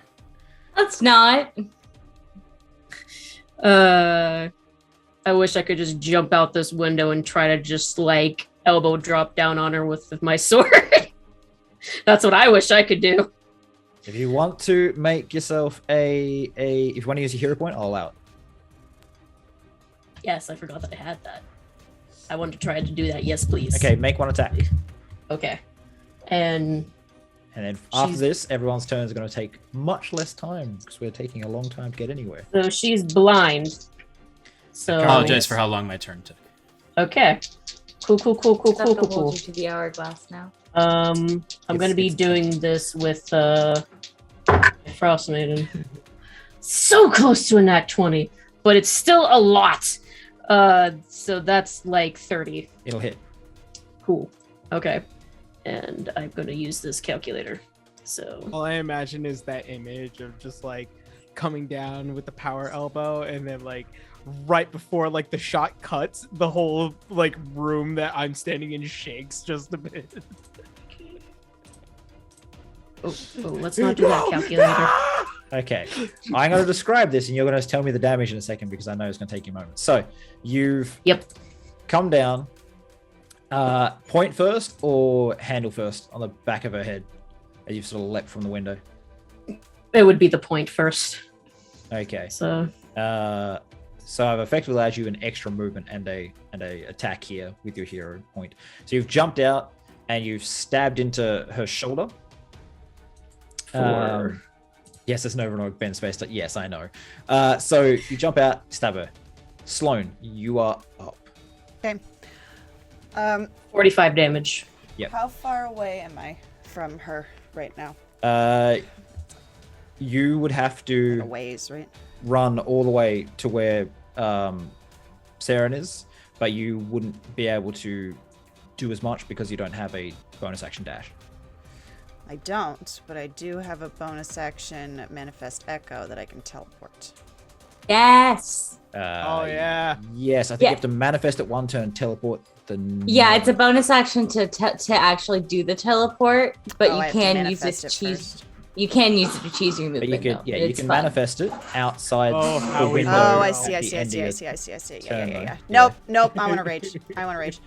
Bonus action rage. And is there anybody in front? Did we kill all the baddies that are in here? No, there's still one alive. You can, like, I'm not gonna. If you don't want to roll, you can. That thing is almost dead. You just hack it to pieces. Done. Cool. Hacked to pieces. Okay, then I guess I'll just use my full movement, which is 40 feet, to start rushing where everybody else is. Okay, you pretty much pull up, like, fairly close to Auric in this room of horrors. All right, that makes it Flesh's turn. The 86 damage would have happened now, actually. I reread the thing. And since you used your reaction, which replenishes at the start of your turn, True. in you're your right. turn, she can break out of it this turn. True. She also she can actually, even with it still happening on her, can do her whole turn. She just can't take reactions. But Okay. it's at the end of her turn she redoes the wisdom save. Well, I did it then just because I didn't know it was in her turn. She is blind, though, for this whole turn. Yeah, it's not a problem for her. So she Didn't think just so. more or less runs to the gate and puts her hand against it, and the gate starts dissolving. Yeah, opportunity attack. Yeah, go for it. Yeah,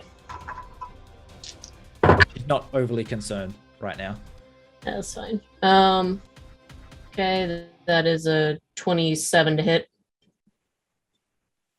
That'll hit. Okay. Do. And then. Okay, so that altogether is just another 15 damage. Okay. So you guys currently have her. So the gate starts dissolving. The infected falling from the walls are surrounding her and moving towards the central sort of keep.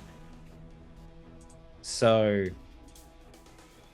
getting to her right now is hard, and there's maybe 20, 30 infected currently on the grounds. The rest of you at this point would be pulling up into the room.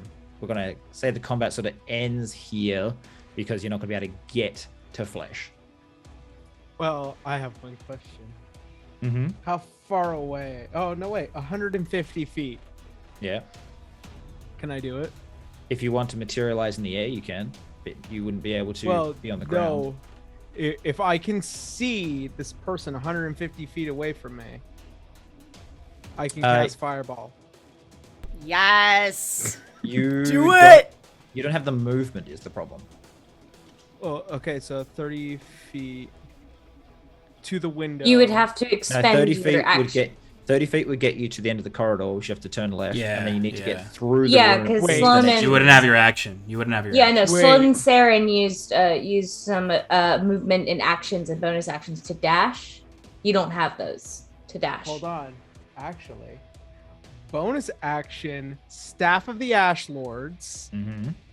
Use my last 3 charges to Misty Step all the way to where I can do it. How far Misty Step allow you to go? 30 or 60 feet. Oh, 60. is it? Is Yeah. it 60? Yeah. I thought it was 30. I thought it was 30. That was 40. Staff of It's the Ash 30. Lords. It's 30. Yes. It's 30. 30. That's what I thought. I'd say that your bonus action, you could move at an angle, because it is around a corner, to get effectively into the Room of Horrors, and then move to the window and throw the fireball from Fireball. there. So throw a fireball. Okay. All right. At 4th level, Fireball, which does 10d6. Okay. Got it. Oh, for fuck's sake. She rolled a 1 for her dexterity save. Ah, So it's double get damage, fucked. right? That's not how that works. No. No. Oh, no, And also, apparently, No, Staff of because the then Ash that's Lord how it would work on details- us. And I Exactly. sort of forgot to No. note this. No, that's not Staff how of the that Ash works. Lord does give me bonus fire damage. It's bonus fire damage equal to half the amount of sorcery points I have left. So it'll be just an extra 2 points of fire damage. But Yeah. you know, that's always fun. Okay, so a couple of 6s. Let's see. So you kind of see this ashen man appear, and then it's Ignis in the room, and he runs through the wet curtain. You're sort of like left with this like slick of slime across you as you go through it, and you point the staff out, and a little bead appears at the end, and Okay, so the fireball explodes. The damage I know will be high enough to kill all the infected, but Flesh will be left standing in the middle of that. Oh, that's cool. 47 And- points of fire damage. Oh no, Creepy wait. also. Plus 2, 49 points of 49 points of fire damage. Okay. As the explosion, like the smoke, the ash, the body's on fire, there's just her standing there. And she sort of like grabs her hair and looks at it and then turns slowly to look up at you. Fine. And she's going to use a legendary action. And just holds a hand above her head and swirls it around. And all the infected start just sliding from where they are together. And that large, massive zombies that was about 25 feet tall, that was because there was 100 people in that church. There are thousands of infected surrounding this thing. These walls. Good job. Awesome. You pissed her off. You officially Why didn't you managed to just piss let her off. go? Why didn't you just let her go? And it's slowly growing as you're watching. Ignis, it goes from, you see it 25 feet, like, oh, I've taken one of these. 50 feet, 80 feet, 100 feet, 250 feet tall, Jesus stops. fucking Christ. and just takes one lumbering step over the wall. And that's where we'll end the session. Okay, I was Oh, gonna Jesse's just put. walking away. I was gonna put poor Sigmund out of his misery because nobody else wants to do what this poor man is. I was gonna asking do you it to too. I was right gonna- before. You're just running through, This breaking happens. his nerves. Yeah, I'm a little bit. I expected someone to be like, "Oh, well, I'll fix this problem before we move on," but they're like, "Nah, it's okay." I would have if I that died was the in next a car. thing I was gonna do, but then we had Uh-huh. to throw fireballs. Okay.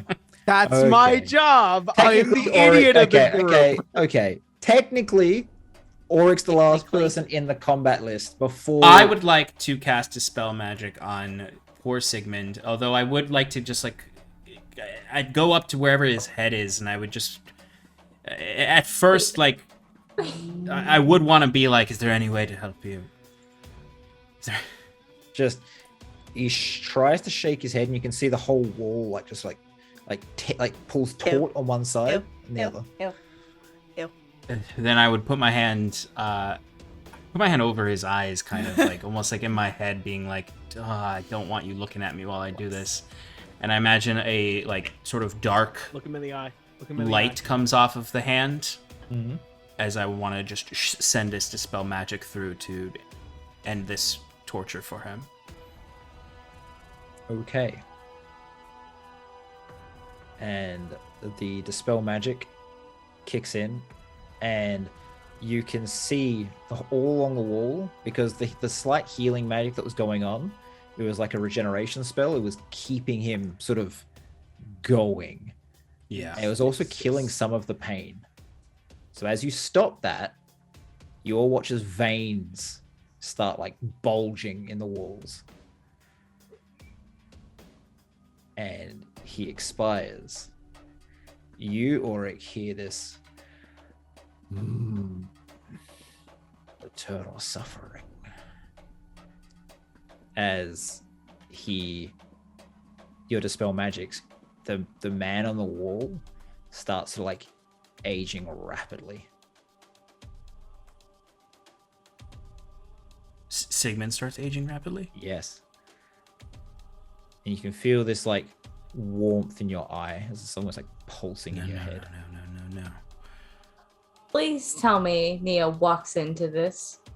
Please. I was behind fighting the fucking weird mechanical Sure, we're thing. still ending the session. I let him do his one thing. Yeah. I'm not Yeah. allowing another one thing. So I'm just Hour making later. sure Nia sees it. That's all. I Turned into a giant already- flesh golem and God, said you already deuces. skipped me in the turn order, Nova. I did, and I apologize. But Uh-huh, was no, trying- it's fine. You'll make it up to me It later. is quarter to midnight for us. yes, it is. I'm trying to end the session. There was a spellfire bar thing that flipped over. Oh, that wasn't because- the flesh golem? That wasn't the Spellfire bar? Are you kidding?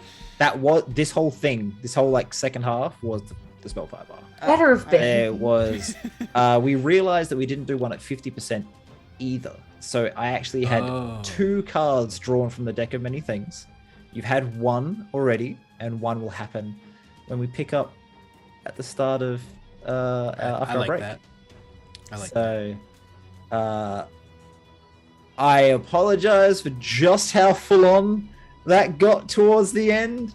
But I was like, Flesh is here. She's been tracking you guys. She's the reason all this stuff's going on. And what could she do that's completely fucked? And this is about the most fucked thing I could think of. Yeah, no. What pretty she did to Sigmund is the single most fucked up thing that's happened in this entire city. Yeah. I love living in a Billy and Mandy episode. Really, this just makes me think of the Madness Archives. It's pretty crazy. Yeah, I read too many horror books to get to I this didn't level. ask So- how This really far is I was some from her. Hellraiser shit. I said fireball. Pretty much. Reminds me Pretty of much what hell and what dreams may come. happened. Mm-hmm. Alrighty. So I hope you guys enjoyed this. You got to get some stuff off your chest, and then we have to move along. But hopefully, there's some more off your chest pretty soon.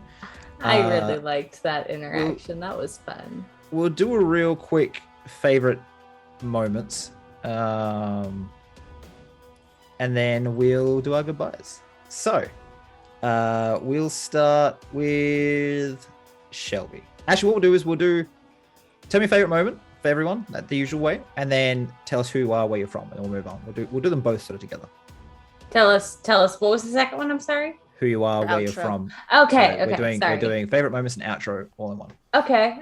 Well, hi. My name is Shelby Whistle. I'm from the channel Whistle Way Work. It's a channel where I tell stories from my D&D experience and draw whatever fun fantasy stuff comes to mind. And my favorite moment tonight is I really enjoyed finally this party talking out some of our bullshit, even if a lot of it was them being like, Nia, what the fuck? Like, do you not forget like half of what we went through? Or you're not thinking about all these other factors? It was kind of nice to see Auric have dad moments come out. That was cool. I really liked that.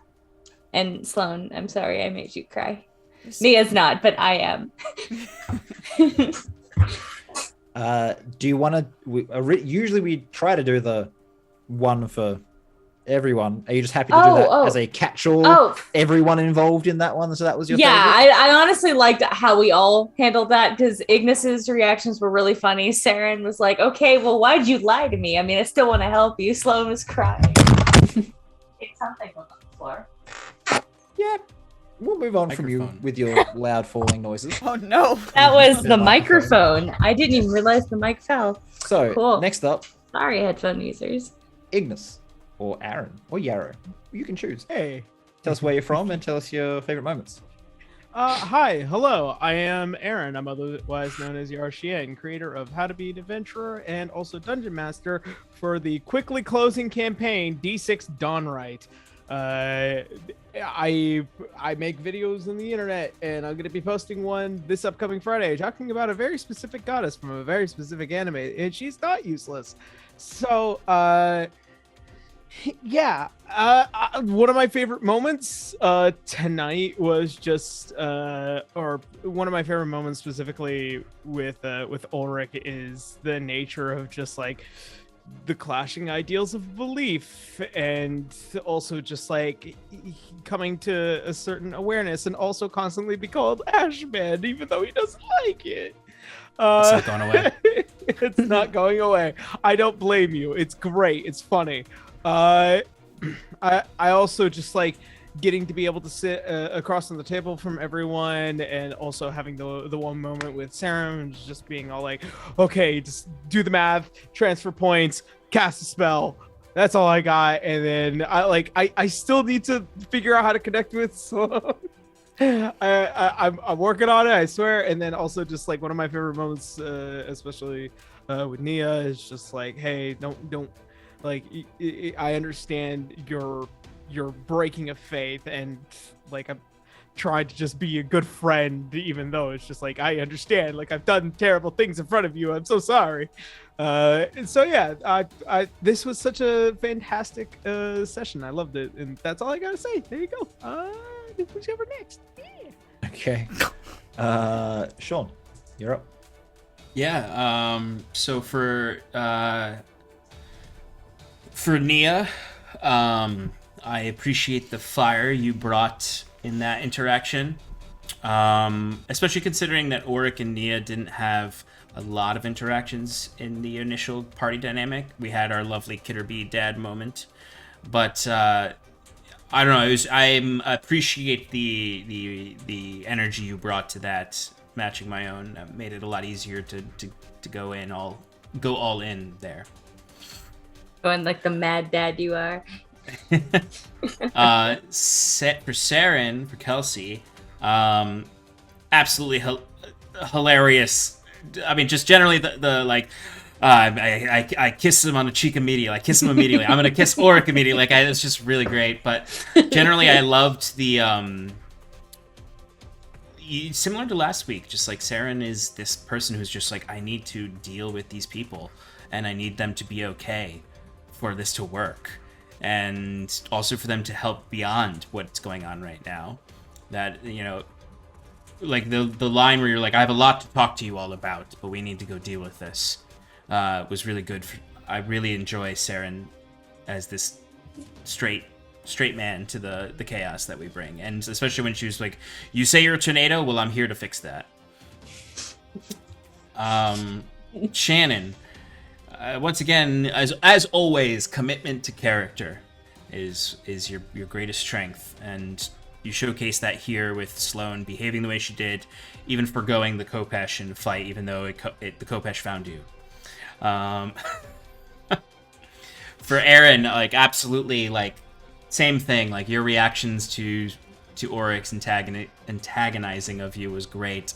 I love the exhaustion, but I also really enjoy because Ignis, you know, obviously there's like a lot of like, Ignis is hilarious, but Ignis is also Ignis, and what you shared with Nia about faith was really compelling, even though Auric didn't think it was compelling. And listen, I'm here to be 100% honest, but also 100% funny. Yep, and I appreciate having another holy man to antagonize. And Nova, I think the thing that I really enjoyed about tonight with you is that you let everything happen between us in the dinner, which you do often, but you knew exactly when to bring it in, to interrupt and bring new things into it, and the introduction of Flesh was top notch. Thank you. You're muted. Thank you very Can't hear much. you. There you are. Okay, yeah, it was quiet. Me? No, yeah, you're good. Yeah, now. all right. I said thank you. And then I was gonna move on to the next person. So we'll go with Kelsey. That's me. Hi, I'm Kelsey. I'm also Roguzu on Twitter and YouTube. I draw a lot of things. My YouTube is about me telling the stories of the first time that I ever DM'd a game called Atlantis. I also have a webcomic that I update every Saturday. And my favorite things, I'm just going to kind of bunch Nia and Auric together because I really love the entire interaction between them, with Nia like cracking under her emotions, and like she let slip so much truth that I don't think she even realized that Sarah immediately caught on. It's just like, we're gonna have a talk. And I love just Auric just taking no bullshit, but also not being like really mean about it, I guess I would say. Like, he didn't attack her directly about anything, but he still did not let anything slide. I really love the detail about Sloane, like in just the small ways again, like with the tears and like the looking away still, and also with not wanting to go with the Khopesh. Like, she's still trying so hard, and it's just like, hard. I want her to be okay. And I really loved Ignis's entire speech about faith. It was really nice, even if like Saren also has conflicting feelings. It's like, it's so good. And I also really loved like the detail. As soon as like Auric said something bad about faith, he was just like, hey. just love that. Yeah, and it's just like and for Nova, I love all of this horror. I love this detail. I think I was the only one smiling once you were giving the description of it all. I was smiling on the inside, not on the outside. Yeah, I've been told that a couple of you guys like horror, which is why I keep dipping back into it.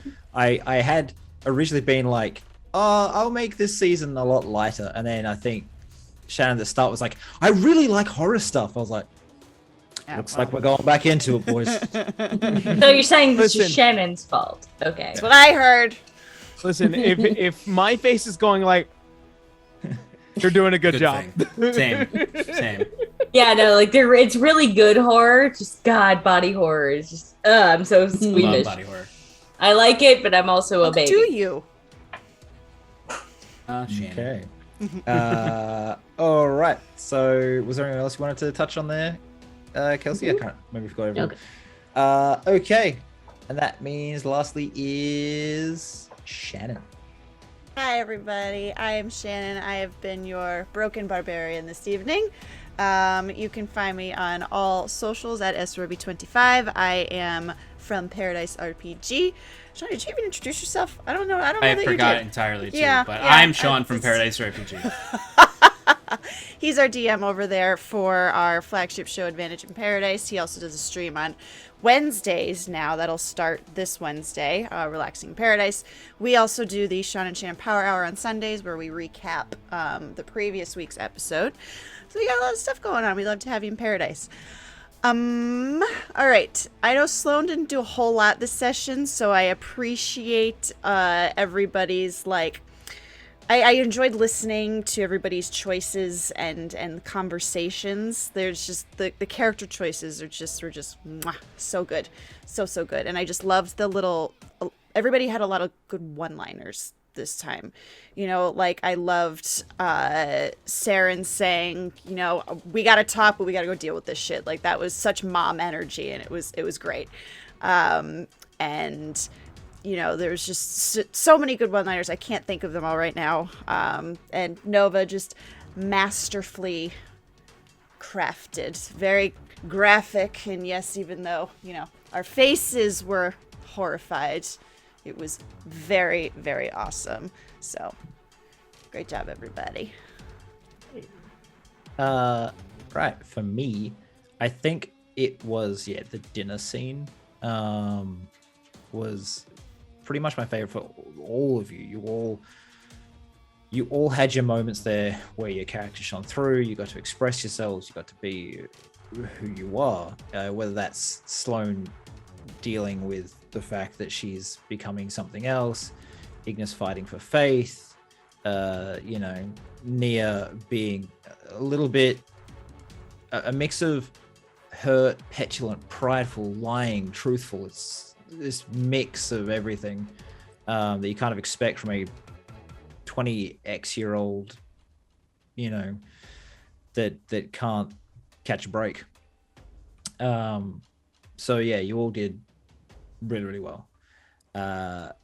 The other part that kind of struck me is maybe, I don't know if everyone maybe it wasn't for everyone, but it was Auric being practical instead of emotional when he's chasing someone and he's like watching someone in this like living torture, and he's like, but we have to stop flesh, so you're gonna have to wait. And just that is Auric's mindset, and it was horrible but accurate, so it was good.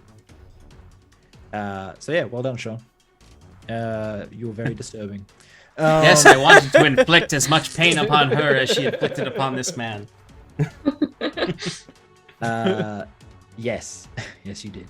All right, so I'm going to do a quick thank you to Hewforge, our sponsors, Siren Escape for the music that you guys have been hearing, Bree for the art, Josh for being our tech, and our DM for Humblewood as well. He also produces our One Shot Wednesdays. He's a busy boy that does a lot for us, and we really, really appreciate him. He's also starting his own channel called Corsair's Cove pretty soon. He's got a charity event for Talk Like a Pirate Day, which is Cancer Foundation for Kids. And he's got a stream coming for his birthday. So yeah, it'll be really, really cool. You should definitely check it out. I don't know if you've already got links set up for this, Josh, but if you don't, you know what? Just head to our Discord. We're gonna be shouting out there all the time. So yeah, go check that out when it goes up. Other than that, I think it's time to say goodbye. So what we're gonna do is we're gonna raid probably Tales of Pesh, but if everyone can stick around for just 30 seconds, we're gonna run a very short ad. It helps the channel immensely if you can just stick around for that. We really appreciate it. And we'll see all you lovely people later. Say bye-bye, guys. Bye. Bye.